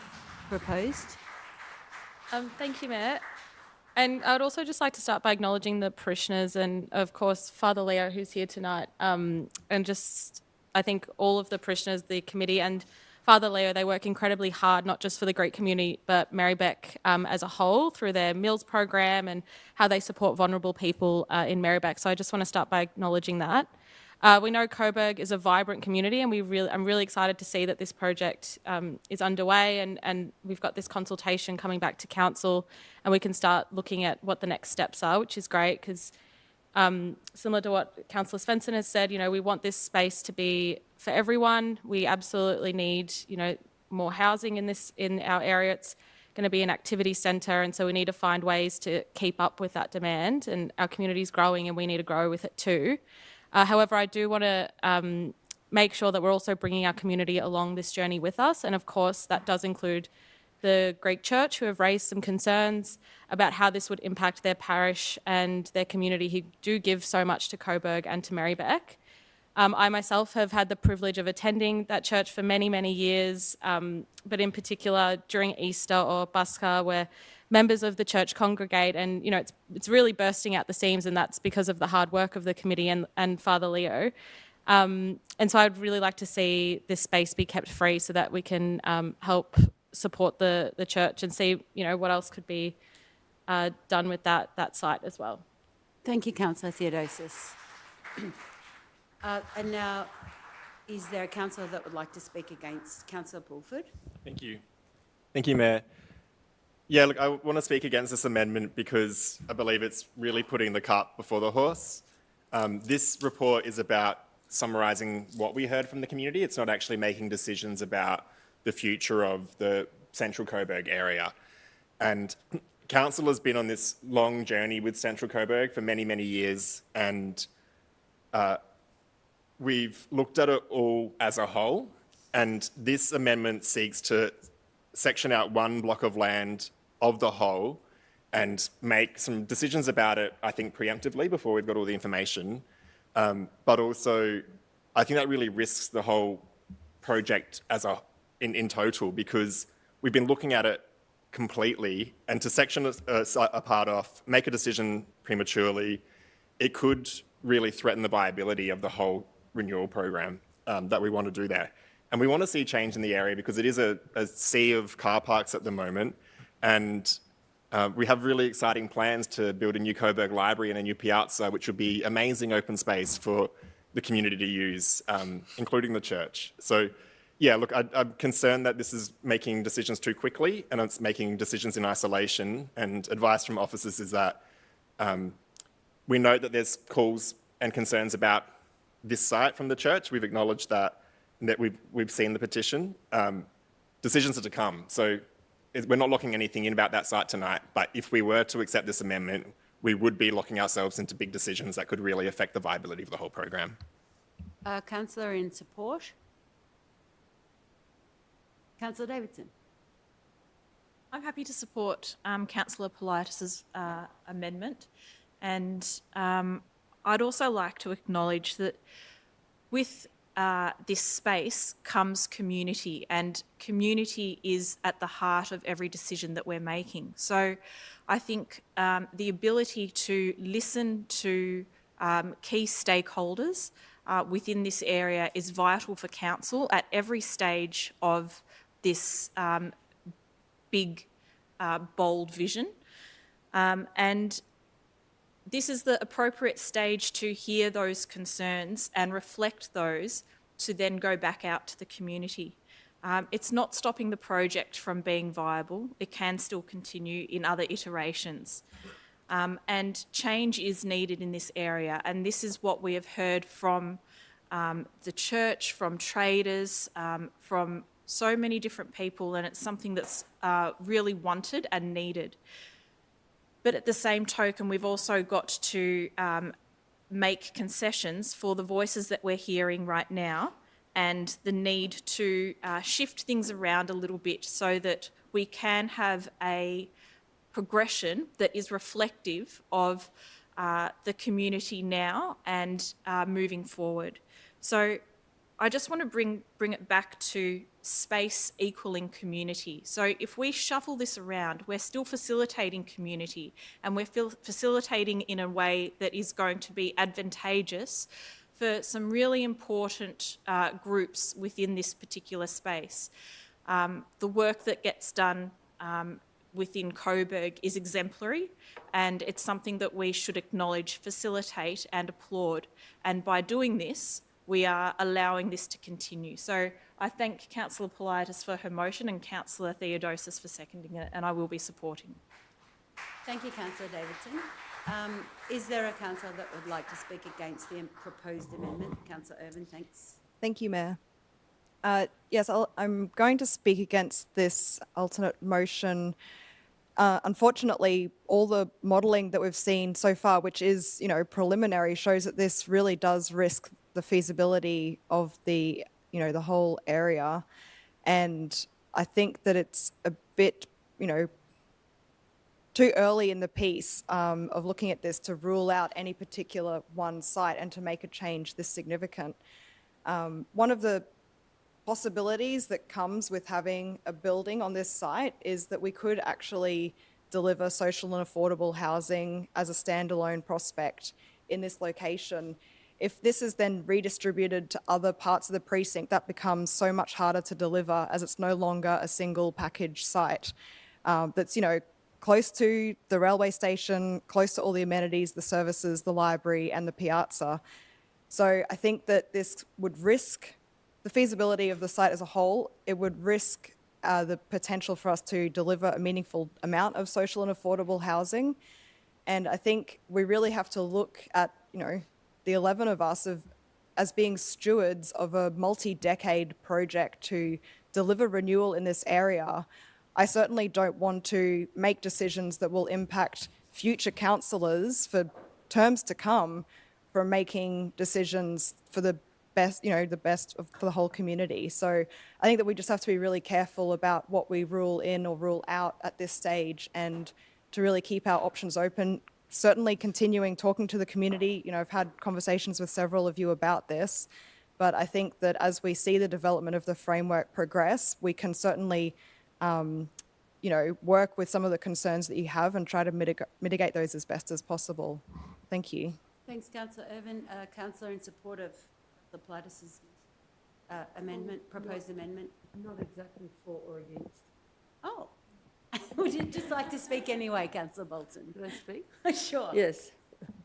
I'm sympathetic to Councillor Politis' amendment because I do think that the whole church community is really important, and I'm very aware that one of the things that's very important is having a big space in front of the church, not just within the church yard, shall I say? I'm not sure if that's the correct word, but, within the church premises.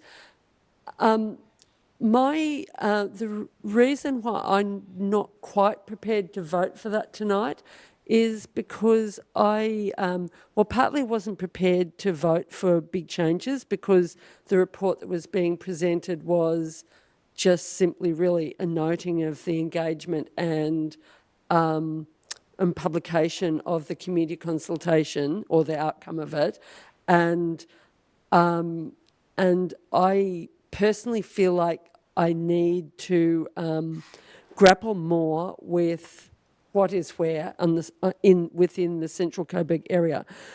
I'm very sympathetic to what the church is saying in terms of really wanting that open space, and I understand that if the piazza was right opposite the church, that would be, a great outcome. But it's actually, but at the moment, the piazza where it's planned is outside the library. Because this report was, premised on the basis of just simply noting the engagement and basically publicising it with some of the major decisions to be made later, I don't really quite feel totally prepared. I know there has been some discussion internally in council about changes to the 8-storey building or abandoning the 8-storey building, keeping it, or modifications to it. And modifications to other parts of the precinct. But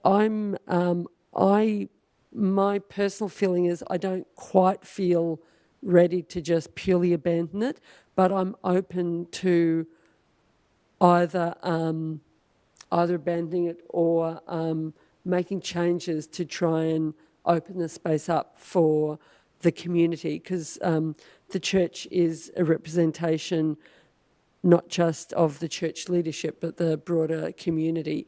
So that's for that reason, I'm planning to abstain on the amendment tonight.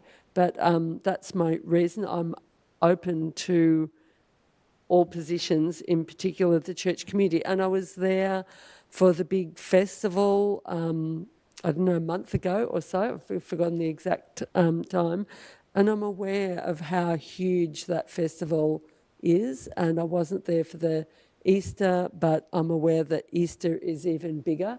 So I think all of that has to be taken into account because it is a major part of the community.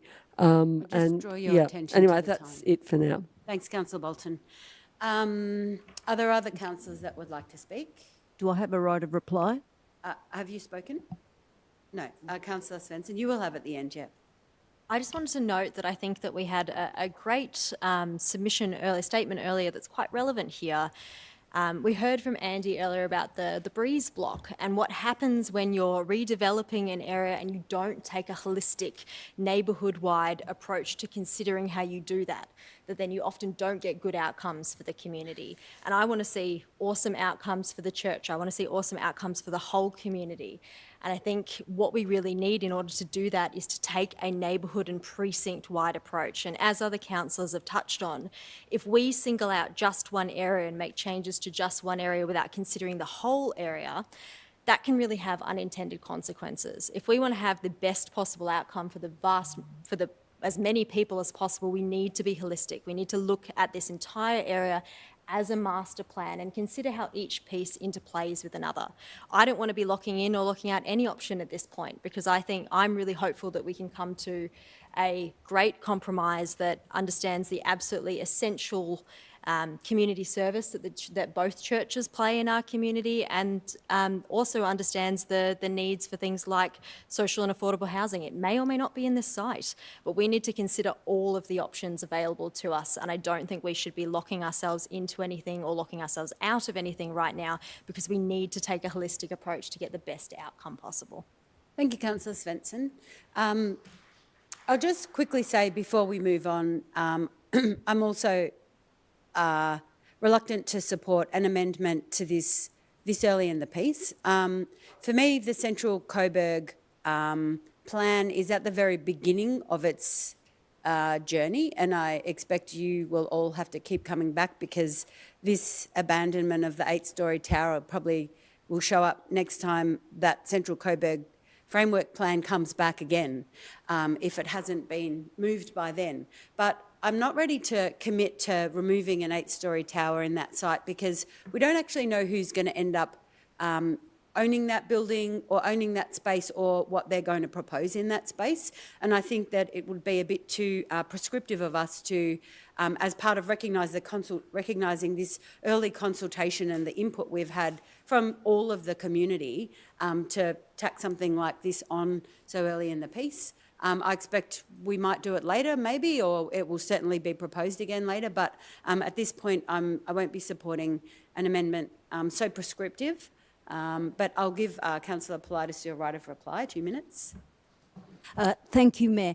And I really need to acknowledge Father Leo and Father Ephraim. I'm sorry for not doing it at the beginning. I meant to do it. And I also want to acknowledge all the parishioners and members of the community that have come here tonight.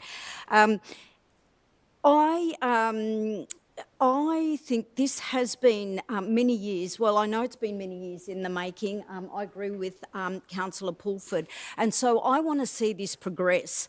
And I think that, you know, we're not sectioning off anything by removing a building which has been the source of enormous distress in the community. We have had overwhelming feedback that this building, placed where it is actually potentially harmful to the community and can create a lot of negative outcomes rather than positive outcomes. So I think in order to progress and keep moving forward, it just makes good sense to remove it from any further engagement for now. It doesn't mean that it permanently shuts down any opportunity to create something in that space. In fact, I think it opens it up. It actually enables progress, because nothing actually halts progress more than having such strong dissension in the community, and there is enormous dissension in the community. I think also we need to be mindful of the fact that this is a project that we can't do on our own without support from other levels of government. So if we want to attract funding and we want to attract government support, we need to show that we are leaning into the sentiments of the community, we are listening to them, we are taking on board their feedback, and we are doing it in a way that is uniting, not dividing the community. So this would be very divisive to, I think, continue on this basis in the face of not only the feedback but also the strong action that's been taken. Thank you, Councillor In terms Politis. of modelling and risks, I don't think the... Thank you, Councillor. Yeah, Thank you. can I just finish up? Well, by you'll be saying- able to talk to the whole thing more. We'll put the proposed amendment to the vote. Thank you, everyone. So I'll put Councillor Politis' proposed amendment to the motion to the vote. All those in favour? Against? I declare that lost. Abstain, yeah. So, yep. Did you want a... Yeah, just... Yeah. we need a division. Okay, so we've asked for a division. All those in favour of Councillor Politis' amendment, Councillor Politis, Councillor Theodosis, Councillor Davidson and Councillor Miles. And all those against? Councillor Svensson, Councillor Pulford, Councillor Abood, Councillor Iwasaki and Councillor Irvin. And then Councillor Bolton has abstained. Ask the officers a question because it's Of course. relevant to the Yep, amendment just of then. course, yep. Is when is this likely to come back to council for The a decision? 0.5? Oh, 0.5. No, it's not there, but that's what you're querying, when Is the when framework it comes plan... back to actually for a vote on the next stage. Yeah, so the because coming months, that's what's... when I think this amendment is appropriate. Sure. If we could Yeah. just have an indication of what Yeah. the coming months might mean. Yep. Through you, Mayor, we were hesitant to put a precise date just because sometimes you might be... but Roughly, we were just thinking... roughly. We're aiming for May or June, Councillor Bolton. Thank you.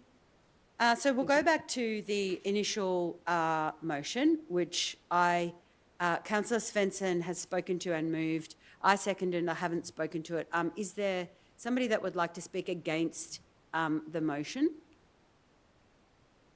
or in support of? Okay, so I will speak then, and I think it's a real shame that the proposed amendment has left this motion in a position where it's landing like this, where people don't feel like they want to talk to it, because I think that the engagement for this first part of the Central Coburg proposals and what they might look like were absolutely remarkable. I know for me personally, pretty much all of us have a lunch we need to declare, which we had with you, because we were invited into the church for the first time for me ever, because of the conversation that had begun. Many of us had conversations on the street about the whole site. Most of us are still talking about it. We've heard from the arts community, the churches, the retailers, the sporting community, the bike riders, the footpath users, the road users. The Minister for Planning was sitting right here this morning in a big meeting with the member for Pascoe Vale and about 35 other representatives from community advocacy groups, because this is on everybody's mind. And I think that the work that has been done by officers to prepare this initial consultation has a better chance than I've ever seen, probably in 10 years, of actually delivering something new for Central Coburg. The timing could be really good, and I'm really looking forward to seeing, what the next tranche of the framework plan looks like. Some of us in here are having lots and lots of conversations, and some of us are having conversations with you as well. And so I think that from the perspective of, even if we only got to the piece where it was about this consultation and the way that it's been run, the people that have been involved, even though they've been heckled and abused in the street on occasion, should be really proud of the work that they've delivered and the voices that they've heard. And I think the community should be really proud by being heard. I remember saying to some of you when you came in here last time, take your time, have your voices heard. We're all still talking about it. This is just acknowledging the first part of the dialogue. So I'm assuming that there's nobody else who wants to speak to it, and I can just put it to the vote and we can move on. So all those in favour? Against? And I declare that carried unanimously. And we'll move on to 568 Sydney Road, Park Close to Home, 7.2. Is there a conflict of interest? Thank you, Councillor Irvin. Oh, you're wanting to move? Oh, sorry. Okay, well done. I saw you. And a seconder? Councillor Iwasaki. Would you like to speak to the motion, Councillor Irvin? Yes, and I am also moving the officer recommendation. Yes, and thank you to everyone who has come in and spoken to us, and thank you to everyone who participated in the engagement. We really, love hearing from all of you, and it's amazing to see, especially at the pop-up events, how many people can attend and be really engaged in this, and the sort of community connections that were created through those as well. Park Close to Home, if you're not familiar with it, is one of Council's most beloved programs. So in this program, we've done a huge audit of the overall council area, and we've identified gaps in our open space network. And what we do in these gaps is we proactively purchase land and we turn that into new open space, so new parks. And as our city densifies, as our climate changes and our city becomes hotter, as our natural biodiverse pockets of nature shrink, we need this new open space more than ever. For this Park Close to Home project on Sydney Road, we took 3 options to the community, each with a different scale of green space.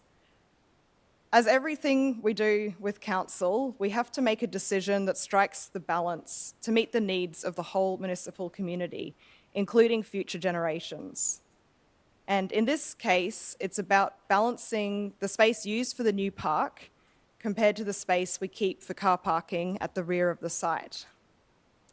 And I believe the solution before us that officers have put together really strikes this balance. We can provide a 1,550 square metre park, which is about 3 times the size of Michelle Guglielmo Park a bit further down the road on Sydney Road. And when you get to a park of this size, it actually allows you to implement different zones. So you can have space for play, for socialising, for nature, and for rest. And on the other side of these scales is the car parking. And in my view, the solution here is clever and fair. Staley Street, which is at the rear of the site, is an unusually wide street for Brunswick. And this allows us to put in 90-degree parking instead of parallel parking, which means that in a very rare situation, we can actually have our cake and eat it too. We can deliver a larger park of 1,550 square metres, and we can actually increase the number of car parking spots compared to what's there today. Through this community engagement, we've heard loud and clear that open space is really important to the community, and we've also heard that car parking is important. The solution that's before us tonight achieves positive outcomes on both of those fronts, and I really want to thank officers and the whole team for working so hard to get us to this point. Thank you. Thank you, Councillor Irvin. Councillor Iwasaki. Thank you, Mayor and Councillor Irvin. I want to thank all the speakers and everyone here in attendance and acknowledge really the importance of this community space to everybody. I think the officers had a really tough job here. They had to find a way to balance the needs of a community that is reliant on these car parks and has been using them for a long time, and also the needs of a growing community that doesn't have access to open space. I spoke to Father Ephraim, Councillor Irvin, that day, and we had a really good chat. And I think you remember I was a bit naive, right? I said I'm going to be sad if this is really a choice between the biggest park and only car parking. And I think you're right. I am a bit naive, but with the best intentions, I hope you know, right? So yeah, I think this is, as Councillor Irvin said, a solution that works for everybody. It's not just retaining all the car parks, it's adding 2 more, and it's bringing those car parks even closer to the church, and we can work together to find a way to increase the ability to walk safer and have more drop-off zones and actually create a space that functions not just for the church and for those events, which I have now attended 3 different Greek church events in Merri-bek, like for the first time in my life, and I will be very excited to attend more. We can attend those in a bigger public space together and bring in more parts of the community that you may not have had access to. And I personally didn't have that either until I had a chance to have those conversations with the leadership of 3 churches. So I'm really grateful for that opportunity and this adversity as well, because it's not just a chance to have a fight together, it's actually a chance to learn about each other and find what works for each other for the future. So also, you know, this open space is critical for the people who are going to be moving to Brunswick. It's important for mental health. It's important that, you know, with the activity center plan, there's towers that are going to be, you know, up to 16 stories. And where are those people going to go? They need public space. When we need areas that are cool, those trees are going to keep that urban heat island effect down for the kids that are going to be growing up here and the elderly that are going to be walking the streets. So this was not just a compromise. It was an actual opportunity to bring the community together. And in a healthy debate with many opportunities, I think everyone here can reflect with care after this decision. Thank you, Councillor Iwasaki. I just wondered if you would accept a proposed amendment, which I forgot to circulate, but we did talk about it in the meeting, which is an extra 0.5 that explores further traffic calming measures for Staley Street. Amendment? Yeah, could we just do one at a time? So is that? Yes, that's accepted. Yeah, so sorry, I haven't circulated, but it's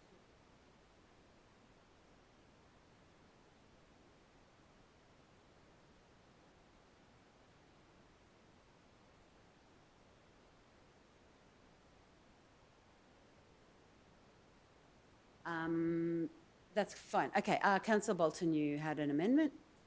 Yes, I've got amendment to point 2, and the amendment is at the end of point 2 to add the words, with any future changes to parking on Staley Street to come back to council for a decision. Yeah, I think that's acceptable. We all do. Can I speak to the motion then? Just a minute, because I think I have another amendment. So we'll just let these guys, you're all caught up. Just because they're working on the fly because I didn't circulate those words, even though we did talk about it in our meeting. Councillor Politis, would you like to propose your amendment?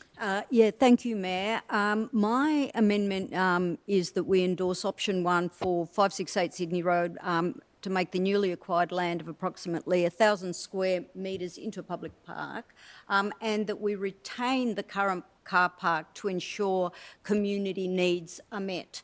I think, just let me interrupt you. I think what that is you're actually flagging an alternate motion if this is lost, rather than amendment, because that actually, No, it's it's not substantially different.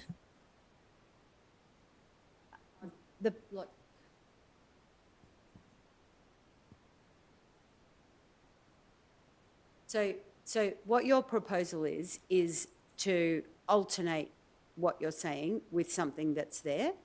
So point 2 says endorses the schematic design, image 3 in the report, which is what the recommendation was. What you're flagging is that you're flagging an alternate motion if this motion is lost, because you're talking about a different design, not image 3. It's a different design. That schematic design is different to what you're proposing, because you're proposing 1. Okay, I'll accept it's an alternative motion if that's the advice. So perhaps it's a foreshadowed.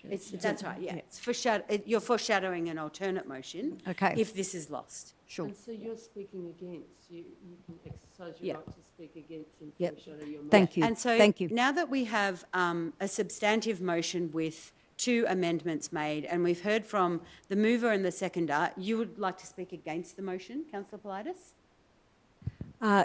Yes, my objections to this is that it removes public car parking in a manner that is safe and that is acceptable to the community.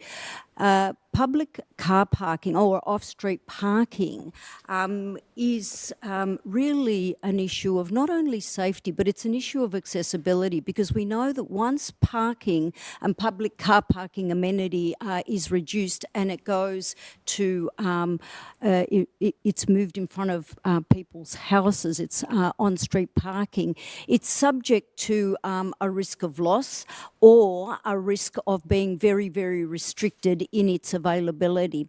The only way that you can really ensure that parking remains open to the public to enable people to engage with services and to engage with their community is to retain the parking that we already have. And I think in view of increasing density, where we're going to have more people coming into the area, and we know that unfortunately people do bring their cars with them.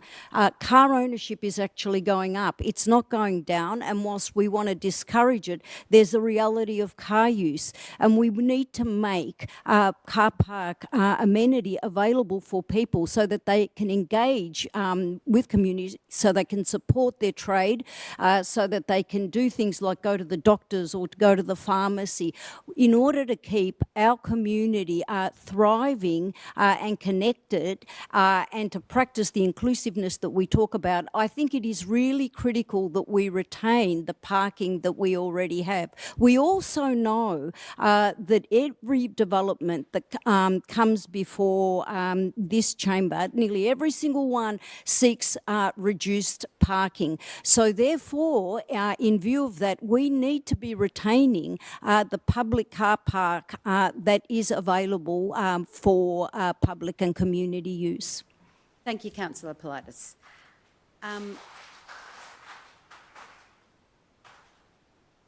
So I now ask for a councillor in support of Councillor Bolton. Thank you. Yes, thanks for accepting my amendment, and I'd like to explain why I moved my amendment for any future changes to parking to come back to council for a vote. I'd really like to thank Father Ephraim and everyone in the church community for your contribution to the process, as well as the local residents, because I think what the council officers have come up with is something that's much better than it would have been if it wasn't for the involvement of the church community.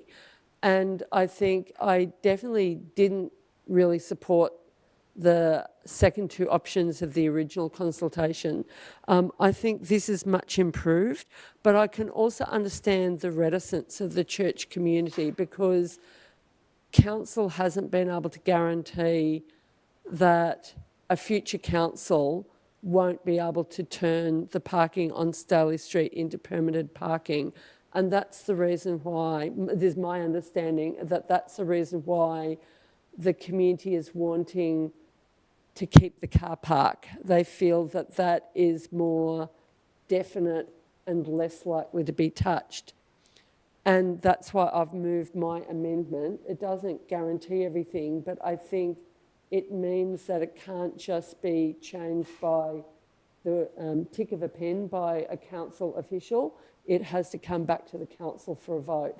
And so I think there are real concerns that churches got on that front.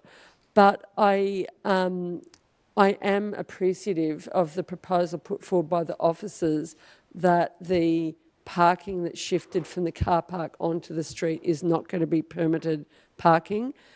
Of course, nothing is set in stone forever. Even the council car park isn't set in stone forever, even if that wasn't being touched. But I would not have voted for this proposal if the car park was being removed without the parking being replaced, because I'm aware of how huge the activities of the church are.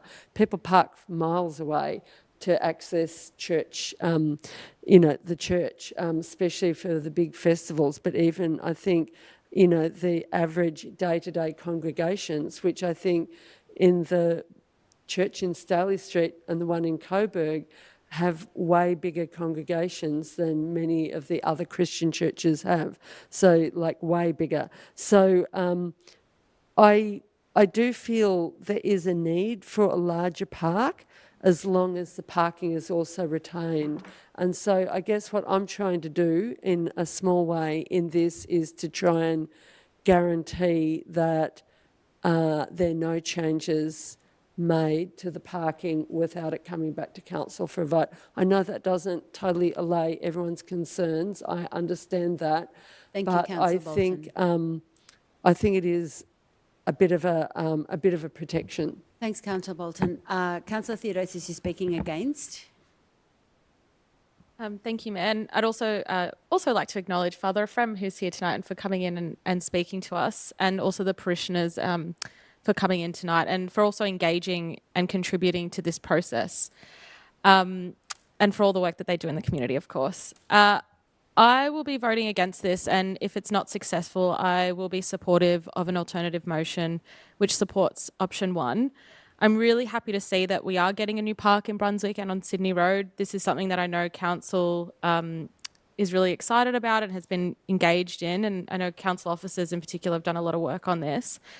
I do believe we need to get the balance right. It's a balance of a brand new, beautiful park, but it's also a balance of accessibility. Accessibility to the Greek church, parishioners who are rightfully worried about losing access to their beloved church, and especially for elderly parishioners and residents, many of who are Greek migrants who moved to this area and worked really hard to help build Brunswick into the suburb that we all know and love today. I think it's important that we take into consideration their views and their concerns, because this will affect them. When I think about this, I think about my mum and all my theas who, every Sunday they go to church. They're in their 70s and 80s, and for many of them, this is, a big highlight, something that they really look forward to every week. And they can't ride a bike, they can't walk to church, they have to drive to church. And Brunswick is bustling and booming, which means that it's often, as it is, really tough to find a park. The loss of dedicated car space or actual car park for residents that isn't street parking, I don't think is something that I can support tonight. And in addition to that, but I am supportive of, council having additional parking added with the line marking so that the community can access the church. But whilst I'm supportive of a new park, which we can still have if this is lost, I will be supporting an alternative which supports option 1. Thank you, Councillor Theodosis. Councillor Svensson. I'd like to speak in support. I do think this motion achieves the best of both worlds in that it retains, well, actually increases slightly the amount of parking that's available to the community, but also gives us a larger park with more green space. Because we've touched on before the impact of increasing densification in Brunswick and beyond is having on our community. And I think something important to note is as we densify, as these activity centres are coming into place, we're also losing tree coverage.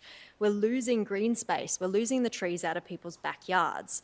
And before the Labor government announced their much more ambitious housing targets recently, even before that, we were losing about 24.3 hectares of tree canopy just in the inner suburbs. So that's 6 cricket ovals worth of tree canopy just in inner Melbourne every year due to densification. So we're losing a massive amount of canopy cover in a city that didn't actually have an enormous amount of canopy cover to begin with. So we've got to think about how we ensure that we do have trees, how we ensure that we have green space, particularly as we're increasingly densifying and we're losing more of that green space. So I think this is the best outcome. It gives a bigger park and it retains that car parking for everybody because we know we're going to need those parks and those trees. Well, we need them already, but in 10 years, 20 years, 30 years' time, we're going to need them more than ever. Thank you, Councillor Svensson. I want to speak to this as well. I think it's important that we consider that the council has been collecting developer contributions for probably a decade or so that we can buy land to create parks. And when we create parks, we do all the things that everybody's mentioned, but we also increase property value. And nobody ever said, now that that car park's built next to my house is going to be worth more, but it definitely happens with a park. And something I don't know any of us remembered to mention, because there's been a lot on, that happened at the end of last week, is we went to the launch of our newest park. It's the 7th park that we've built in the city. And it's built near that, where that old rubbish SSW stood on Bell Street for a million years, because council took it upon itself to purchase that land and take a big piece of it and build a park. And the park was absolutely chock-a-block full of people. And for 3 whole hours, little kids had their faces painted. And that's just the tip of the iceberg of what happened down there.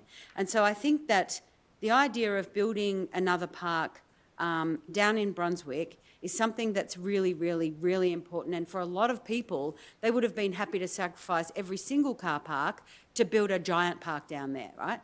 And I think that, again, this is a testament to communicating on all of our behalf. What we've come up with is the compromise, right? So at the moment in that little car park that's at the back of that dead block of land, there are 15 car parks that are available to the community. There's also 1 accessible car park and there's 5 permitted for businesses car parks. And what will change, and there's 20 on-street car parks that are available for people with a permit. So even if you got that park, if someone with a permit was there before you, you wouldn't be able to do anything about it. Now, what will change is that so the park can be bigger than just the front block of land, the 5 permit parks for the businesses will move onto the street. The 1 accessible car park for people with a disability that exists inside the car park will stay where it is, and a 2nd accessible car park will be built next to it. The other thing that will change is that where we currently have 15 car parks off-street in that little car park, it will go down to 13. But there will be another 17 car parks. Sorry, hang on. Yeah. So there will be another 17 car parks that will be moved onto the street. So at the moment there are 57 car parks. We'll go up to 59 car parks. But because of the way it's being orchestrated, it will mean that there will still be 15 car parks off-street for community to use in what's being referred to as the council car park. But there'll be more accessible parking and there'll be more vertical parking, plus the amendments that have been made talk about making sure that those car parks are protected. which I can't see would change anyway, because since 2011, if you have a new building built and you live in that new building, your car parking needs to be on that site. Otherwise, you can't apply for a car park, and people don't. It doesn't happen since 2011. That's not... So if your building was built after 2011, you can't get a car park permit on the street now. So that won't change, I don't think. And I think it's great that that amendment is put on there. But after the meeting that we had, and considering now that you still need to get across the road, but you can drive into a parallel car park, traffic calming measures and maybe even a crossing, which is what we talked about in the meeting that I had, will help make the whole area safer. I think I've been talking for 4 minutes. Sorry. Time, Mayor. Are there other councillors that would like to speak to the motion? Okay, well, I'll put it to the vote. All those in favour? Against? And I declare that carried. Sure. So all those in favour? Councillor Svensson, Councillor Pulford, Councillor Abood, Councillor Iwasaki, Councillor Irvin, Councillor Davidson and Councillor Bolton. And against? Councillor Theodosis, Councillor Politis and Councillor Miles. Sorry, Kat. I always want to say Theophanous and it's like, no, that's wrong. That's the other person. All right. Phew. Big day. Oh, good. Breeze Street. 7.3, the Breeze Street Master Plan. And Councillor Iwasaki. yeah. So Councillor Irvin has a conflict of interest. So if you would like to leave the room, please. Oh, would you like to talk to the conflict again? Tell us the nature of the conflict, please. Yes, I have a material conflict of interest on this item. Just my employer was involved in the traffic analysis and modelling that fed into the recommendation. Thank you. We've lost quorum if you leave the room, Councillor Politis, so I just might need to even adjourn the meeting because we don't... 1, 2, 3, 4, 5. We don't have quorum. So I need a motion to adjourn the meeting. We've lost quorum. If councillors could return to the council meeting. Sorry, Chris. Thank you, Chris. Okay, so Councillor Iwasaki, you'd like to move the motion? I'd just like to move a slightly different alternative motion. Yeah. Just let us know what that is and we'll get you a seconder. So is there a councillor who would like to second the motion? Okay. Councillor Miles, well done. Councillor Iwasaki, would you like to speak to the motion? Yes, thank you. So I think that with Andy still here, I just want to thank all the efforts of the Better Breeze Block to really push previous councillors, Lambros Tapinas and James Conlon and Mark Riley to... There's Lambros. Hey, Lambros. To really get this going so that one of the densest areas in Victoria, densest populated areas, can actually have better design and planning and can be more livable, because it's one of those things that oftentimes, you know, construction happens and we have to play catch up afterwards. And you know, the previous parks motion is one of those examples we're planning for the future. So the slight amendment that I've just put in is just notes that with us proceeding with option 2 as the first stage, it doesn't preclude the future consideration of option 1, which would be a one-way, and that would be subject to state government consultations with the broader impacts on Hope Street, for example, because it'll be impactful on traffic going to Sydney Road and right turns, etc. So that was it was kind of one of the top things. So I just want to make sure that it's still in there in the future, that we can consider that moving forward. Thank you, Councillor Iwasaki. Councillor Miles, would you like to speak? Anyone to speak against? No, I'm just going to put that to the vote because we've got to catch up now. So all those in favour?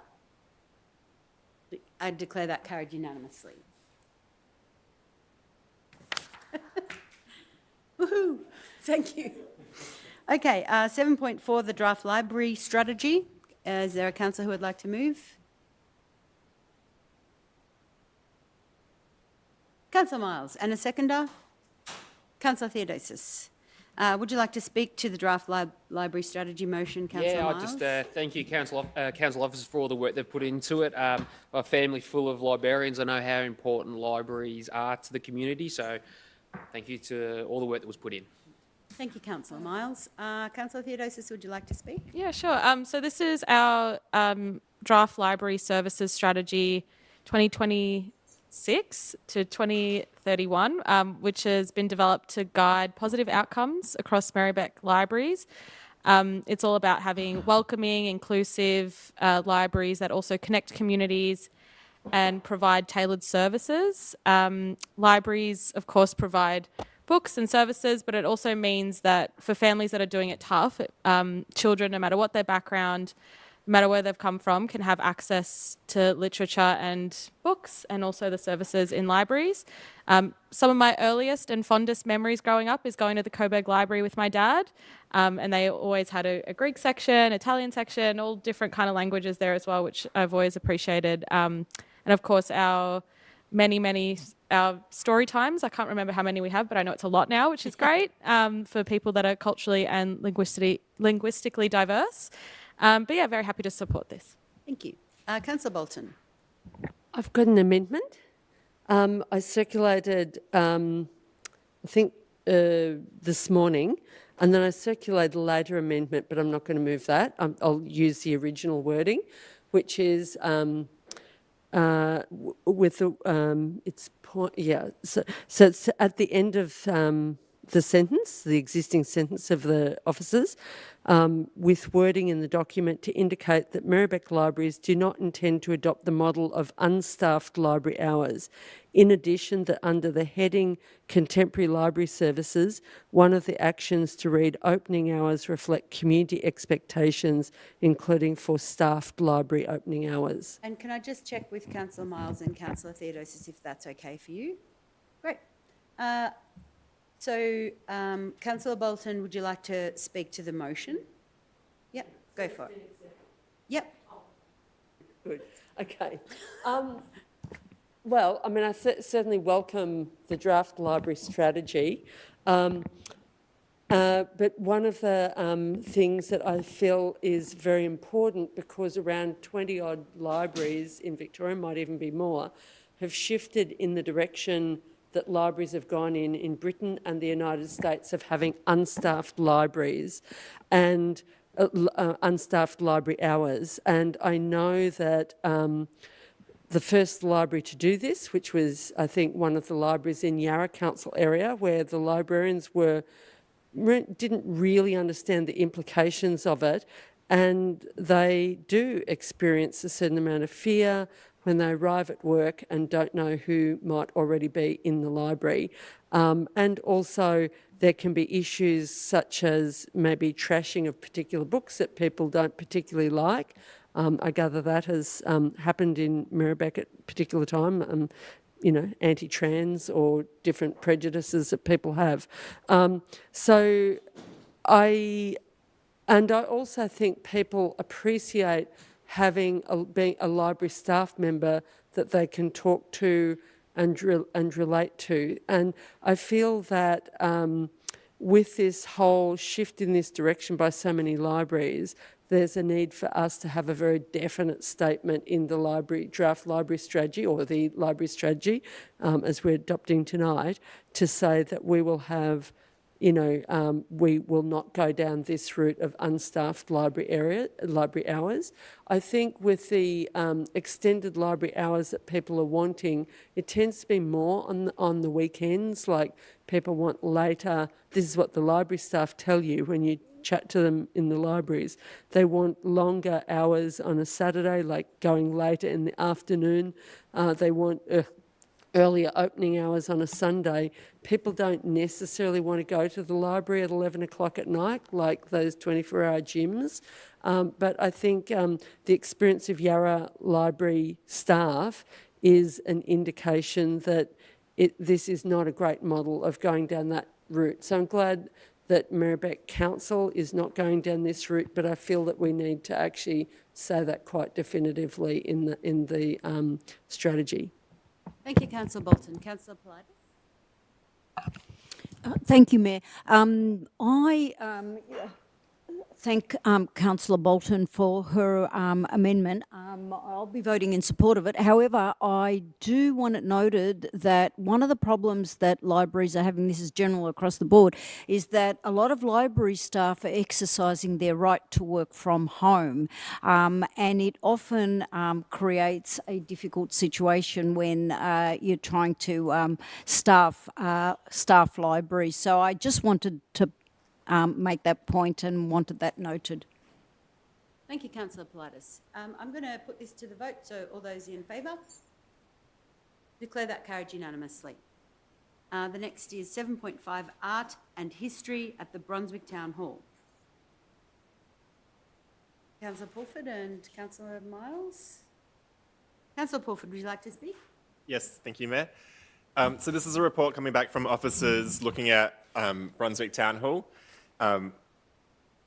We obviously run our meetings out of Coburg Town Hall. A lot of our staff are actually based here at Coburg Town Hall. But Brunswick Town Hall does still have important sites for us. It's got, next door is the Coonahan Gallery. It's got the actual Town Hall space itself. And we do have staff that work there. Upstairs at Brunswick Town Hall, there's all these rooms. And during COVID, 2 of our committed staff members really cleared them out and they found remarkably old technology in a lot of those rooms. And I think there's one room that still has a pile of it. But there's basically all this space up there.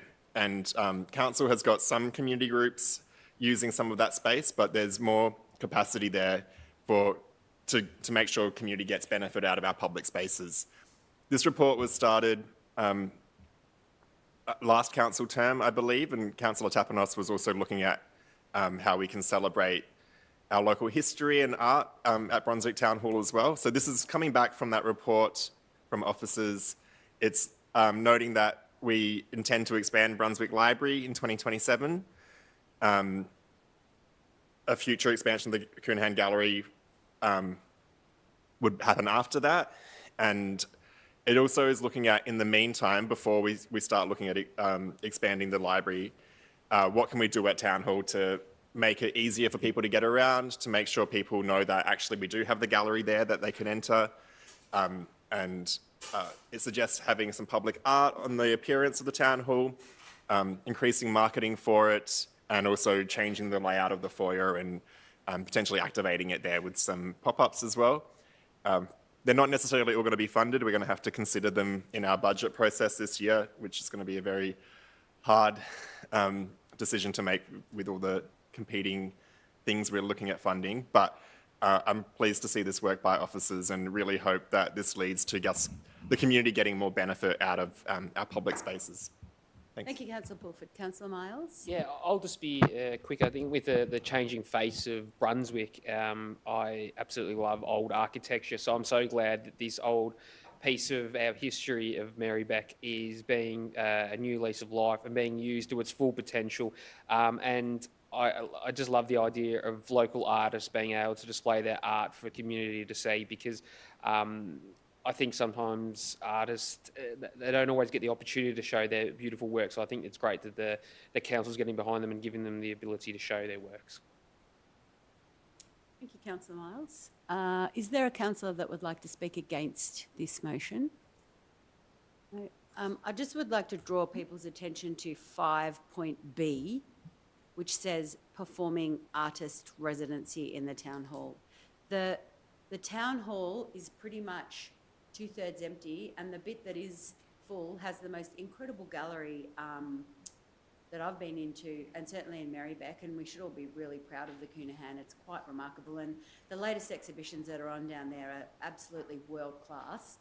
And that wasn't something I came up with. That was a comment that was put to me by 2 people who look like they knew what they were talking about and show up to everything, I might add.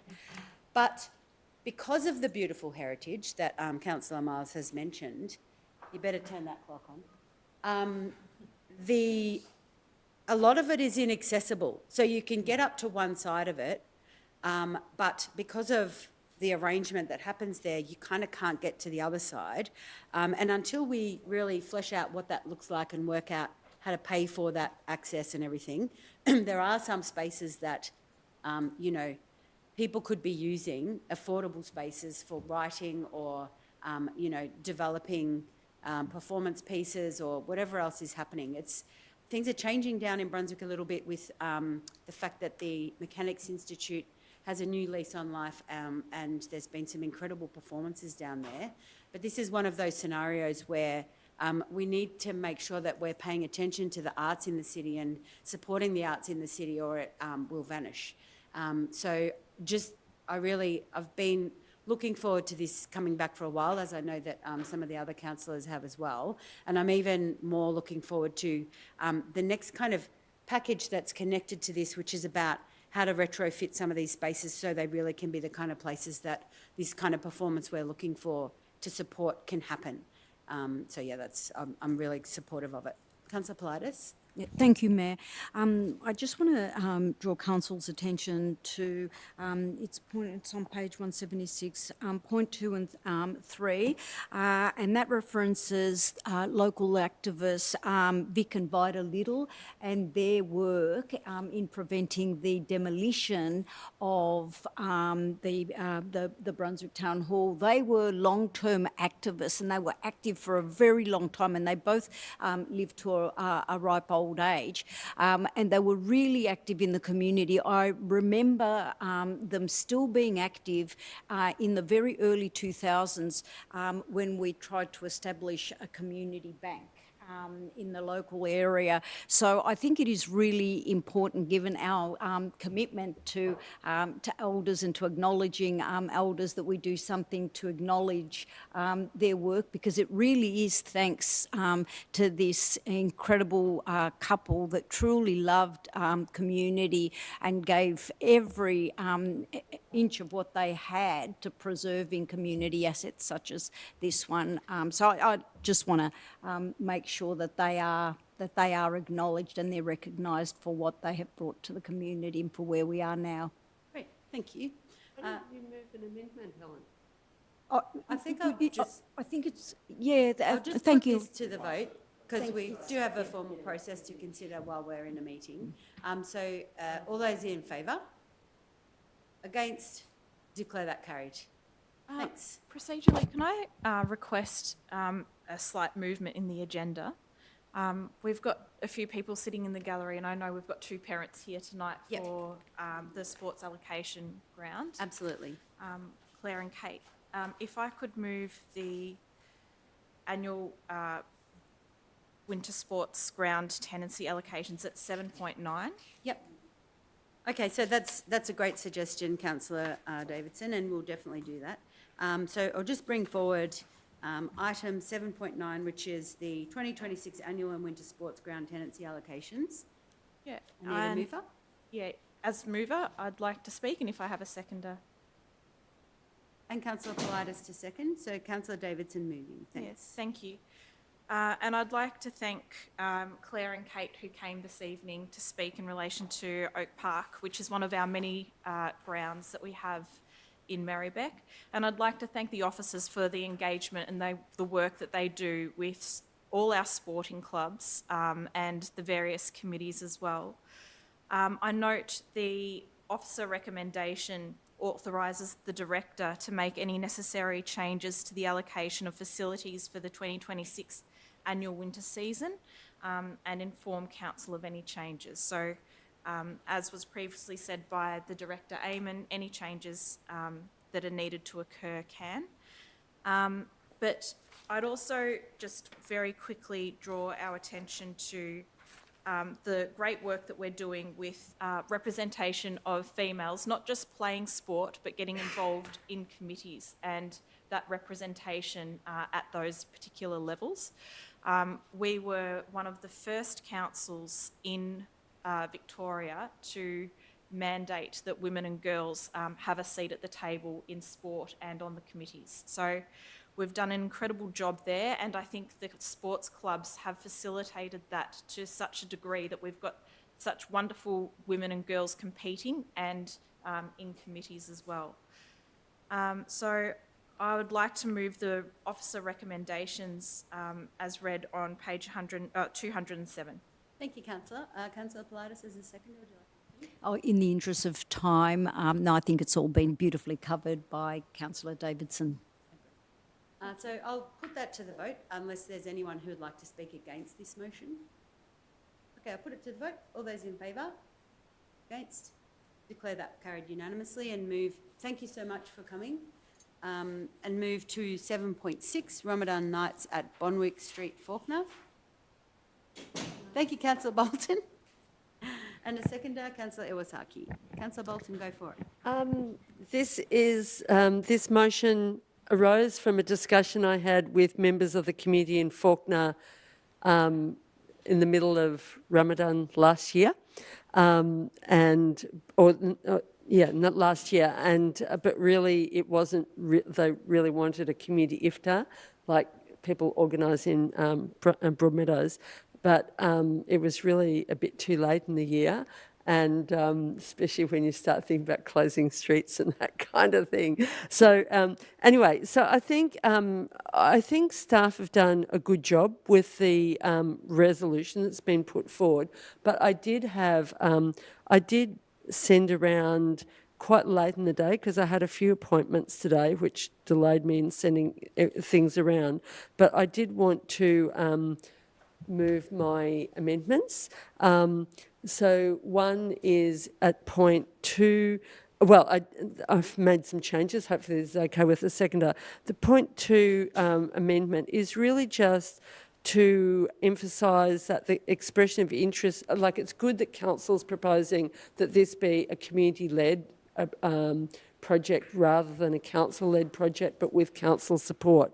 But the idea of my additional wording is that the expression of interest process should encourage and welcome partnering organisations and collaborative delivery models with an emphasis on involving local organisations with close ties to the South Asian communities as well as the broader community. And I think that's important because all Muslim communities are very different, and the community in Fawkner is a very high proportion of the community is from South Asia, Pakistan, India, Bangladesh, Afghanistan, and also Nepal. Not so much a Muslim nation, but there's a big amount of big Nepali community in Fawkner as well. And the last point, point 4, is that the $50,000 grant should preference the stimulation of local economic activity ahead of external commercial vendors. And this is to address the issue that sometimes people in local communities, when we organise local festivals, get very upset if all the performers are from outside of the local area and there's local unemployed performers, or all the food vendors are all from outside the area, food trucks outside the area, and the local businesses don't get a go. So I guess it's not saying they all have to be local businesses, it's just that an encouragement of a preference to stimulate. In fact, the wording doesn't seem to be there. For the end of point 4, I'll send that around again. Well, officers advised against it in did they? the email too. Oh, did you? Officers did. Can we ask officers about that? Just advice on that. I missed that bit. So I'll just, we're at time, but I'll just see if we can get that question answered about the advice about the words that you proposed. Okay. Oh, don't worry. In the interest of time, just leave that aside. But that maybe is just something to think about. A comment to officers to think about that. It's really to support the local community. But just overall, I think this project, this will be great, especially if it becomes an ongoing thing. And I think the communities that have established Ramadan nights or Ramadan markets. At the moment, there's not a concrete proposal for how many nights it will go for Sorry, or whatever. Councillor Bolton, but, I just need to draw your attention to the time. Okay, I'll leave it there. Yeah. It's a crime I'm guilty of myself, but I still need to try and stick to Councillor Iwasaki is the seconder. Would you like to speak? Thank you. Is there a councillor that would like to speak against this motion? No. You'd like to propose an alternative, an amendment?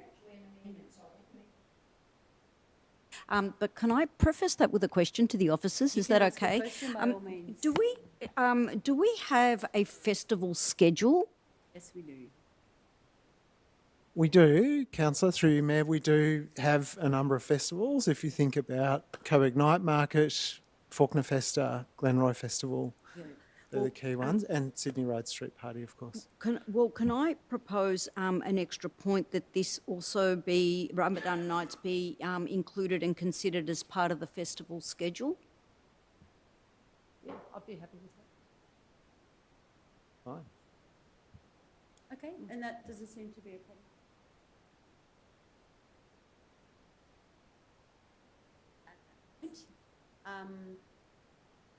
I'll put it to the vote if nobody minds.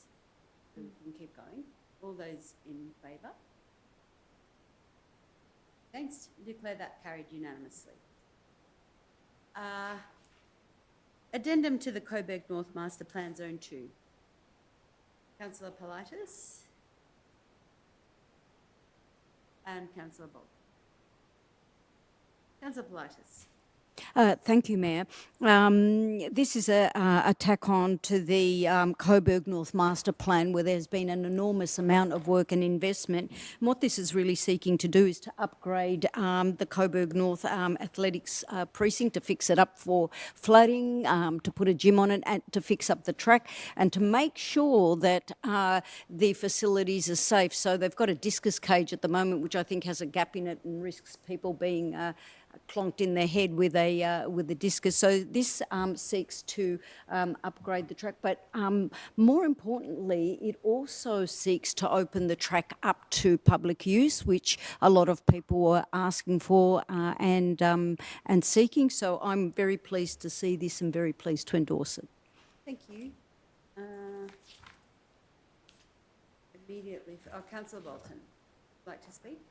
I'm just happy that there's a proposal for the track to go ahead, and I'm aware of the reasons why this has come back to council because of the fact that the funding isn't there for the gym. But I very much understand that the priority is the athletics track and solving all of those issues, safety issues, but also the ability for the athletics events to happen.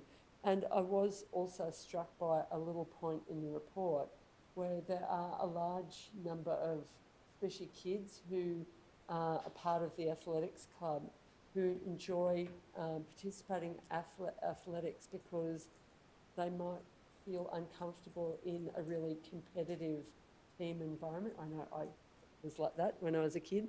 And also a lot of neurodivergent kids. So it sort of provides a little bit of space, and without that, really crowded feelings that you have in team sport. So actually, I think that's a really good point to have included in the report.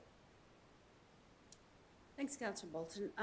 Because it's my ward, I will just also mention that commend the communication on this, and I think that it's a credit to the officers who were involved, and it's the sort of thing I'd be putting on my resume if I was the person that had a resume, because there's a really deep understanding of what the local appetite was for. So there was federal money put aside for the master plan and a little bit of money put aside for the upgrade of a gymnasium that was going to be more expensive because ultimately that gym was going to flood. And because there was a bit of local knowledge and I guess also a bit of a campaign, which should be attributed to the people who use the space themselves, there's been a pivot, which is why an addendum to ensure that the track itself gets priority. And so I just think this has been really nimble, and it feels like something valuable to acknowledge the work of the people and the way they've communicated about this. And also, I guess, thank the feds for the money in the first place. So I'll put it to the vote. All those in favour? Against, declare that carried unanimously. 7.8, adding seats and shelters to more bus stops in the city of Merri-bek. Councillor Bolton's on her feet. And seconder? Councillor Irvin. Okay, so with the bus stops, this is a result of a notice of motion I moved for more seats and bus shelters in Merri-bek, but also an audit of, how many seats we do have compared to the number of bus stops without seats and without shelters. I did want to include an amendment, which is part of this resolution, actually an extra point 3D, which is standards for bus stops on main roads with advertising which could impede sightlines for traffic entering from adjoining streets. So for council to define some of those, so it might include a minimum distance, minimum or maximum distance from an intersection to ensure drivers' visibility of traffic. Can I just ask you a question?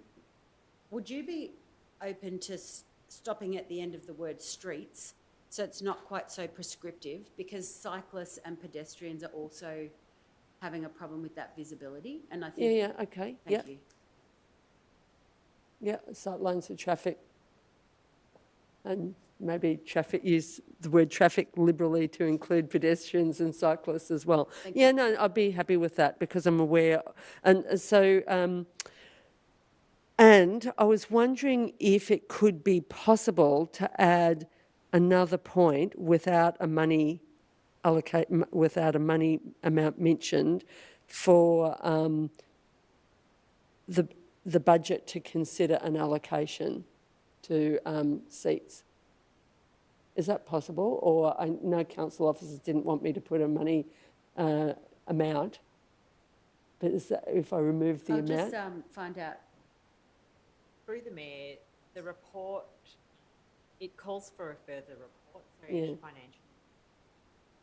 Okay, alrighty, okay, that's fine. So I'll leave it as is. So in talking to the resolution, I think it is good that council is proposing to do more bus seats as part of this report. I think there will be a need as part of the report that comes back to council to consider an allocation in addition to the transport budget, because I gather that the proposal for the extra seats will come out of the existing transport budget. But I think if we're really serious about trying to encourage more public transport usage, obviously the key thing is frequency, but the ability for people to be able to use the bus system is really important. And so therefore the issue of being able to sit and also have shelter, but especially sit, is really critical. If you look at bus passengers, because it's such a poor service in terms of frequency, it tends to be most passengers tend to be people who've got no choice apart from at peak hour, no choice, no ability to be able to drive or whatever to get around. And so there do tend to be a lot of elderly people and people with disabilities, as well as very young children who use the bus system. So I think this means we really do need to keep pushing on this bus seating ourselves, but also pressure on the state government. Thank you, Councillor Bolton. Councillor Politis, as the seconder, would you like to speak? No, that's fine. Thank you. Thank you. Anyone like to speak against? Put that to the... Oh, sorry. Oh, that's weird. Sorry. I think I've lost my page. Oh, yeah, sorry. Councillor Irvin, sorry. It's because I was looking at the round allocation, which is the last thing I wrote down. Thank you, Mayor. Really just to add that, yes, buses are incredibly important for our transport mix, and any investment in, both bus routes and bus accessibility is actually fundamentally an equity and a gender issue. Women are more likely to catch buses than men. Men are more likely to get trains than women. And buses are also more likely to be used by people who can't afford to use other modes of transport. So it's like a really big socioeconomic issue as well. And I think especially with seatings and shelter, these are things that are crucial for accessibility to public transport. Some people can't walk very long distances, they're not able to drive, and so having access to a place where you can sit and rest and actually get some shelter from the rain or the heat is really important. So it is, this does fall under a state government responsibility. It would be amazing to see a lot more investment in both bus services and in shelters, but in the meantime, I think this is a really good step towards council being able to deliver some of this within our quite limited means. Thank you. Thank you, Councillor Irvin. I'll put it to the vote. All those in favour?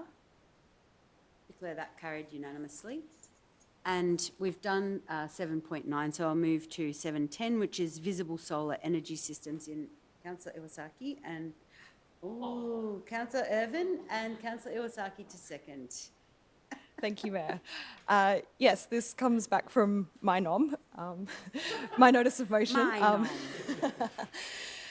This is a report that comes back from my notice of motion from the end of last year, and I put forward this notice of motion because there were issues being raised by residents in terms of their ability to install solar panels and I guess some barriers to being able to do that, and also some enforcement action on existing solar energy systems. And it really comes down to, in both instances, what our planning scheme says and sort of it instructs us to do in terms of allowing these.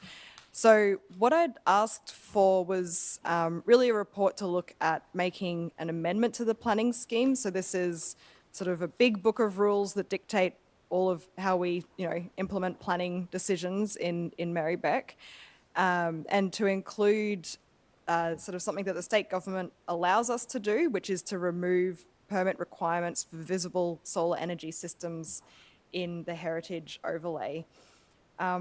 So what's come back to us this evening is I guess sort of a kind of partially addressing that. We do actually currently have a planning scheme amendment in progress that is changing the planning permit requirements for some solar energy systems. So it kind of allows people to put in more visible solar panels before triggering a permit requirement. And because this is a planning scheme amendment, it will go through, a quite lengthy and, some may say convoluted process before it gets adopted. And this will include public exhibition and a chance for people to give feedback on that. So I have, I guess, quite a degree of comfort that through that process we will hear from the community their views about that tension between, solar panels and heritage, and that will inform the basis for any future planning scheme amendments that we need if we want to kind of remove permit requirements altogether, for instance. And sorry, I actually just realized that I did have a slightly amended version that just had a modified 0.3. It was emailed at 2:04 this afternoon. Got it. Cool. Yeah. This is just adding some additional consultation that will be done with the Livability Advisory Committee and our Environmental Sustainability Committee, and also the some of the local history groups as well. History group and the Coburg Historic. It was sort of a merged one. So, again, there will be consultation that's done as part of any planning scheme amendment, but I think that it is valuable to get input into the development of this report as well. Thank you, Councillor Irvin. Councillor Iwasaki, would you like to speak? Yeah. Anyone like to speak against? No, I'm actually going to put it to the vote because we are well out of time and we've still got a lot to do. Unless you have deep objections to the idea. Commended, and I also wanted to mention that more than 15 years ago when Westwick was being developed, that they had this fight, and Mike Hill, who was the first mayor here, was the developer of Westwick, and his partner can't believe that this fight is still going on, so I just wanted to speak in support of it. Great, thank you. I'll put it to the vote. All those in favour? Against? Declare that carried unanimously. And just implore everyone, if you don't need to speak, please don't speak because we've got a lot to do. 7.11, proposed sale of council land at the rear of 436 and 442 Sydney Road, inclusive. Councillor Miles, seconder. Councillor Iwasaki. Councillor Miles, would you like to speak? Councillor Iwasaki. Yeah, I'll just note that this is a declaration that the property is surplus to the council's needs, and so we are publishing notice of the intention to sell on the council's website, inviting feedback from the community, and we'll receive a report outlining that feedback and presenting a recommendation on whether or not to proceed with the sale. Thank you. Thank you. Are there councillors that would like to speak against this report? Put that to the vote. All those in favour? Declare that carried unanimously. 7.12, Procurement Policy 2025-29. Councillor Bolton's on her feet.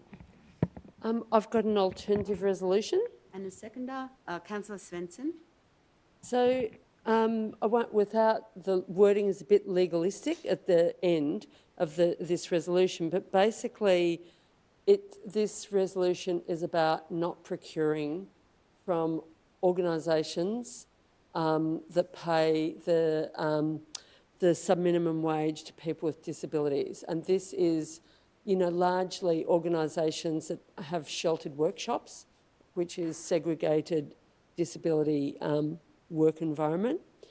And my reason for putting this forward is that people with disabilities are speaking up louder and louder to say that these sheltered workshops and this sub-minimum wage, so this is for the $3 an hour kind of wages, basically it holds people back. It basically stops people from developing their skills and escaping these sheltered workshops and getting a decent wage. And, you know, I think the argument about this sub-minimum wage is no different to the original argument about a minimum wage for all workers. And, I mean, I've got, you know, criticisms of other sub-minimum wages, such as junior wages and so forth, but this resolution is not dealing with the issue of junior wages, because junior wages are paid on the basis that people will eventually become eligible for senior wages, or they'll finish their apprenticeship and get the full wage. This is not that. This is people who are often forced into or bullied into, against their will, into these jobs for $3 an hour. And it means that, say, some people who might be living in unpleasant group homes are not able to move out. And while there might be some people who might be okay about doing this form of work, there are a lot of people with disabilities who do not want to be forced to do this, this sort of work. And often there can be quite draconian measures to force people into doing it. Now, we're not the first council to consider this. Sydney City Council passed a resolution to implement, to not procure from companies that pay this sub-minimum wage, and that was in 2024. And recently, I gather the City of Blue Mountains has also passed some sort of resolution along those lines. Sydney City Council is already implementing this, of not procuring from companies that pay sub-minimum wages to people with disabilities. So I can't see why we've had this huge drawn-out process, because it is hard for a lot of people with disabilities to engage with these council processes. And the last time someone who came to advocate for this, they had a hearing disability, and we didn't have Thank you, Councillor captions Bolton. available for them to use it. So it's not always possible for them to come to these council meetings. Thank you, Councillor Bolton. Councillor Svensson. Welcome, Councillor Yildiz, to the chamber. Councillor Svensson, would you like to speak as a seconder? Yes, I'll keep it really brief though, because I know we're way behind time. And the fact I've spoken at length at multiple other motions about the importance of abolishing sub-minimum wages and acknowledging that This is not going to win the fight in abolishing sub-minimum wages. That requires significant change at a federal legislative level, but I think this takes a really important step in the right direction. We know that sub-minimum wages don't actually increase disabled people's participation in the workforce because Australia has one of the worst rates of participation of disabled people in the workforce of the whole developed world. So it is certainly not working for us. But I also wanted to note that we have reached out, as a Greens cohort, we reached out to our colleagues at Sydney Council to have a chat about how this process went when they passed a similar motion back in November 2024. And as far as, given that people had raised concerns about potential unintended negative consequences that could come about through changing our procurement process. And I'm really pleased to say that they've said they've had no, as far as they're aware, there's been no negative implications of doing the exact same thing that we are suggesting now. So I'm very pleased to support it. Is there a councillor that would like to speak against the motion? I'll put it to the vote. All those in favour? Against? I declare that carried. Yeah. Yes.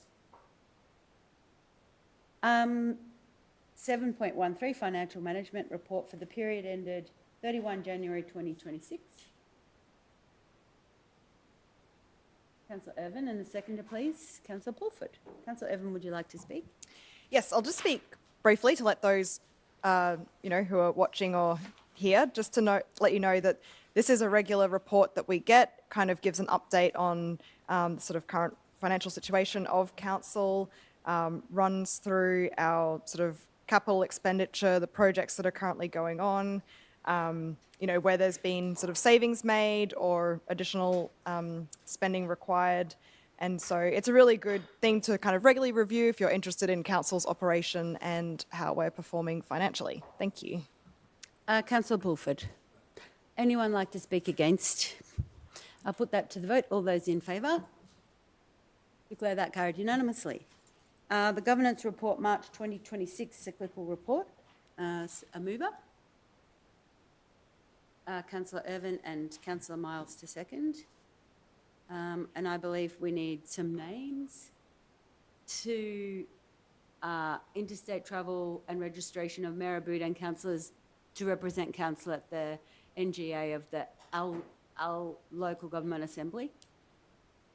Yeah, I think that unless anyone else here wants to say anything, that it would actually just be you attending the conference. Okay. That's good.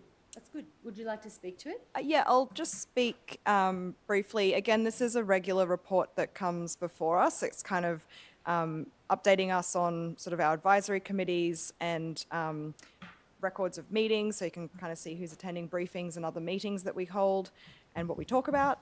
And yeah, just sort of regular governance issues that come up. Thank you. Thank you. Councillor Miles?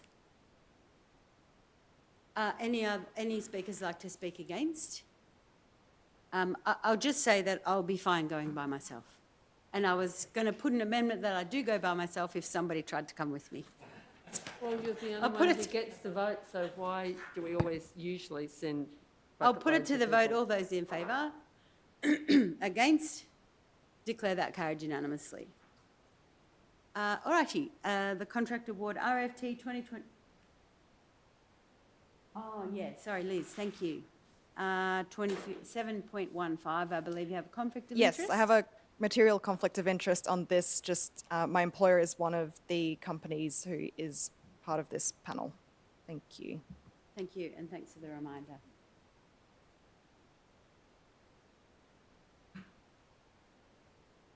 Thank you. Mover, this contract. Councillor Miles, and a seconder, please. Councillor Pulford, would you like to speak to it, Councillor Miles? No. Councillor Pulford? It's a long list of companies that we can contract engineering consultancy services to. Great. Well done. I put that to the vote. All those in favour? Against? I declare that carried. Thank you, Councillor Iwasaki, and we'll move to the notices of motion when Councillor Iwasaki gets back, since it's his notice of motion.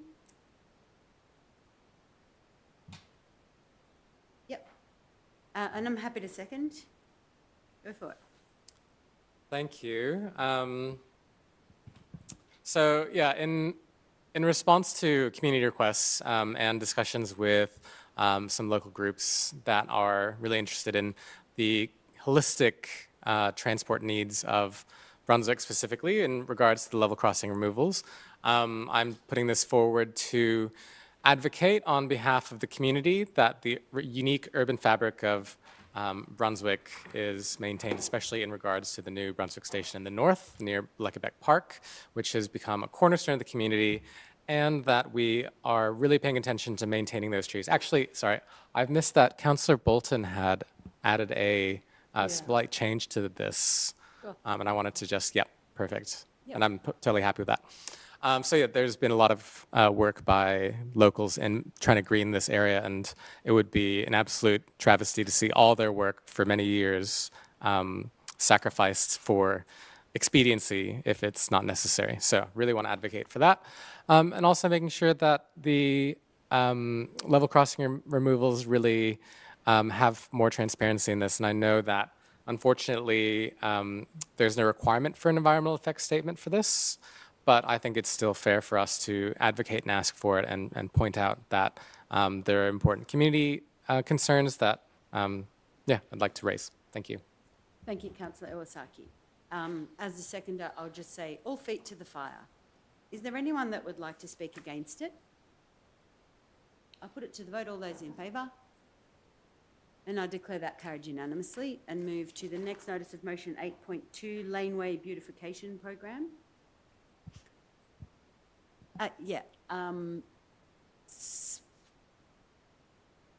You're seconding? Yeah. And sorry, who? Had amendment Sorry, who's moving this? Helen, Councillor Politis. Councillor Politis. Okay, so hang on, just let me get it. Councillor Politis to move, Councillor Theodosis to second, and Councillor Davidson, you'd have a proposed amendment. Yep, about and the amendment roundabout. was circulated, and Yep. if that's agreeable to the mover, it can be incorporated. Yep, great. Go for it. Yeah, good idea. Yeah, I love that. Yep, so do I. Would you like to speak to the motion? I would. When I put this together, I understood we had 67 kilometres of available laneway space for us to beautify, to activate, to green. And I see that the officers have come back and corrected that and have stated that we've got 110 kilometres, so that's even more spaces to beautify. But the inspiration for this comes from the resident artist, Dr. Jeff Hogg, the fellow who's responsible for the artwork here. And I'm not sure how many of you have seen his laneway, but it is absolutely beautiful. So he's greened it and he's activated, and there's seats on both sides of the laneway where neighbours from both the streets come out and socialise. It's just a wonderful thing that they've done with the area and really created a sense of community. And it's so beautiful that his own daughter actually used the laneway to get married in last year. It's just amazing. But I also have other friends who live in Collingwood and who took it upon themselves to green their laneway that was used to dump mattresses, and they'd find syringes and things in. And once they started to green it and beautify it, they found that, people were coming out and using it. So there are so many opportunities for us to activate and to create a sense of community and to green. I actually call this the bag approach to the laneway, beautifying, activating and greening. And I think it's just such a wonderful thing. And I understand that it is a project that is very large in scope, but I'm hopeful that in moving this motion that it inspires the community to, get out and do small things to activate and green their laneways, plant a little plant, or even put a pot plant outside, or a little bit of lighting, murals, artists. There's so many things that we can do. And I thank Councillor Davidson for her amendment, because I know she's often pointed out roundabouts that look a little bit sad, and that that can do with some more greening and some more community involvement in planting, if that is allowable. But I think that this is just such a wonderful community, could be a wonderful community initiative that also would go towards social cohesion, as I have seen in my own laneway, where particularly at this time of year we open up our back roller doors.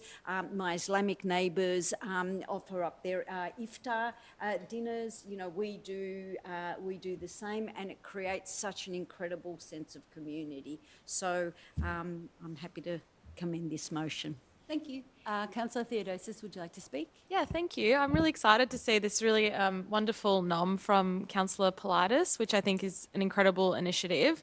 Having these lanes is such a missed opportunity. Having them unused is such a missed opportunity for council. So it'd be really interesting to see how we can, greenify and activate these areas. I think I just wanted to list a couple of examples that have been a really great example of how this can be a really good initiative. Marcel's on West Street in Hadfield, they've been using that lane, and they've had a permit to use that lane during Ramadan for people to come and break fast together, and it's been a really beautiful display of solidarity, and myself and Councillor Miles were able to go down there not that long ago and visit, and it just looked amazing and had all these tables that were full of amazing food. And another example is also Castoria Lane in Coburg, where we've actually been able to name it Castoria Lane, and they've been able to do this amazing mural across the wall, which just looks amazing as well. So yeah, really happy to support this. Great. There are other councillors that would like to speak. I'll put it to the vote. All those in favour? Against? I declare that carried unanimously. You're very good, Nick Dolby. Okay, and 8.3, support for Vic Health, prevention better than cure. Councillor Irvin is moving, and a seconder. Councillor Iwasaki. Councillor Irvin, would you like to speak? Yes, thank you, Mayor. I've submitted this notice of motion just in response to the state government, the news that Vic Health is, under threat. Vic Health is a really important organisation. It's an independent health promotion organisation, and really a key part of its success and its role stems from being independent. I think we've seen many healthcare battles be won over time. I'm sort of thinking of like anti-smoking and anti-gambling kind of reforms.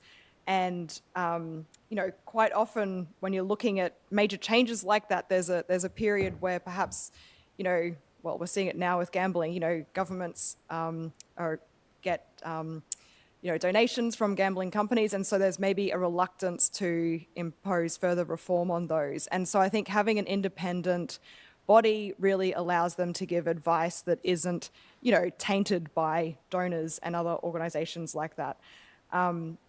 The other benefit of being independent is that, Vic Health run a really amazing grants scheme, and they support health promotion through community grants. And, again, as we've seen with things like sort of sports rorts and so on, that sometimes having an independent body giving out those grants allows it to be impartial and apolitical, and that's really in the best interest for everyone, I think. So this notice of motion really just points out, I guess, what Vic Health has done for council, both Merri-bek and councils across Victoria. In terms of its support, its programs, its grants, there's really so much that it does. And really just request that we write to the Health Minister and to relevant state MPs in the area just to indicate our support for Vic Health and our opposition to, any threats to Vic Health and its continuing operation. Thank you. Thank you, Councillor Irvin. Councillor Iwasaki. Yeah, I'll just note the big importance of preventative medicine and preventative care.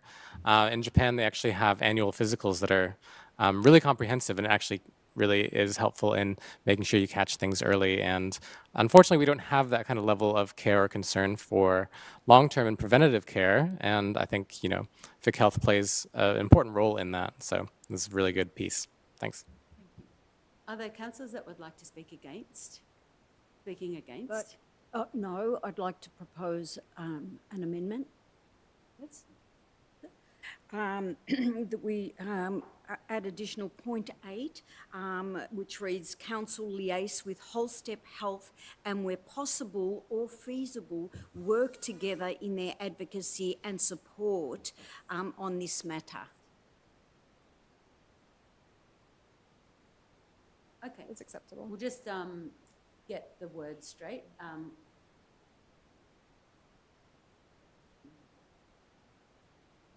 Sorry, I need an extension of time, councillors, please. Councillor Pulford and Councillor Svensson to second. All those in favour? Against? Declare that carried. So, Council liaise with Holstep Health.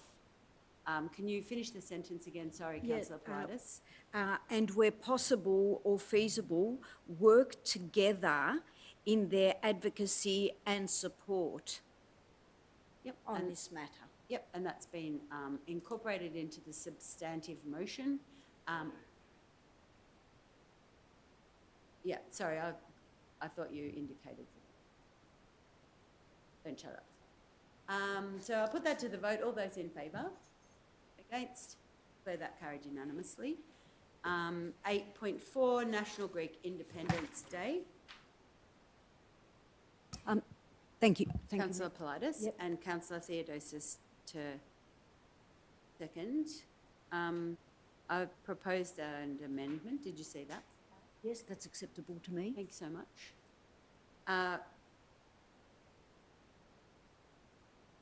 So if you'd like to speak to it, Councillor. It's pretty self-explanatory. National Independence Day commemorates the end of 400 years of oppression and occupation. It's a really big, significant day for the large Greek diaspora, and we have a sizable one here in the north, and I think it's very important for them to see their flag being raised on Greek Independence Day on the 25th of March, even if we put it up just for a short while and take it down, as we always have. It would mean a lot to the Greek community. I've actually run this past friends of mine who come from different cultures, including my Palestinian friends. It's acceptable to them. So I hope that we can all support this one. Thank you, Councillor Politis. Councillor Theodosis. Yeah, really happy to second this. As Councillor Politis said, this marks the start of the 1821 War of Independence against 400 years of oppression and occupation. And during this struggle for freedom, history tells us, there were many important figures, but I just wanted to highlight a particular woman who was active and involved in the war, who was Babulina, who's known as the mother of the Greek Revolution. She was a naval commander, a heroine, who used her fortune to build ships and lead her troops. She was also the first woman in history to hold the honorary rank of admiral in the Russian Navy. This is a celebration and symbol of freedom from oppression, and Merri-bek is also home to thousands of Greeks, and I think this is a great way to honour that. Great, thank you.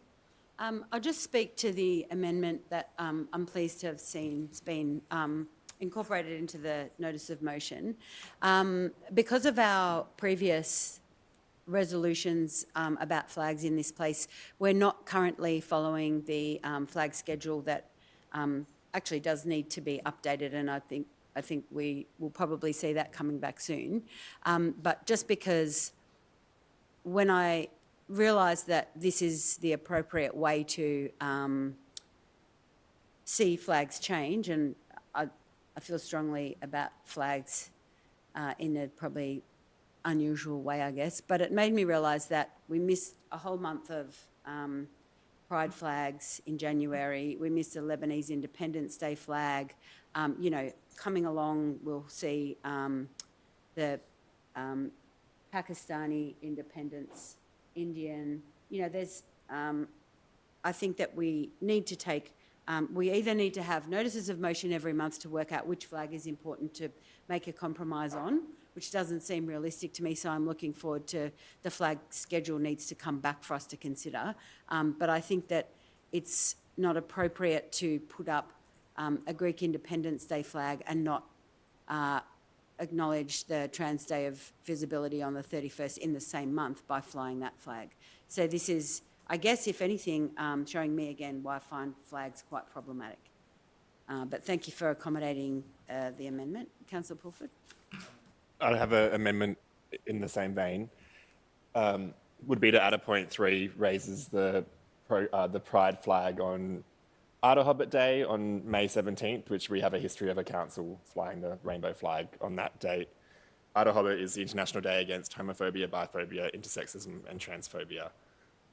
So just given your rationale there. Okay, great. Well done.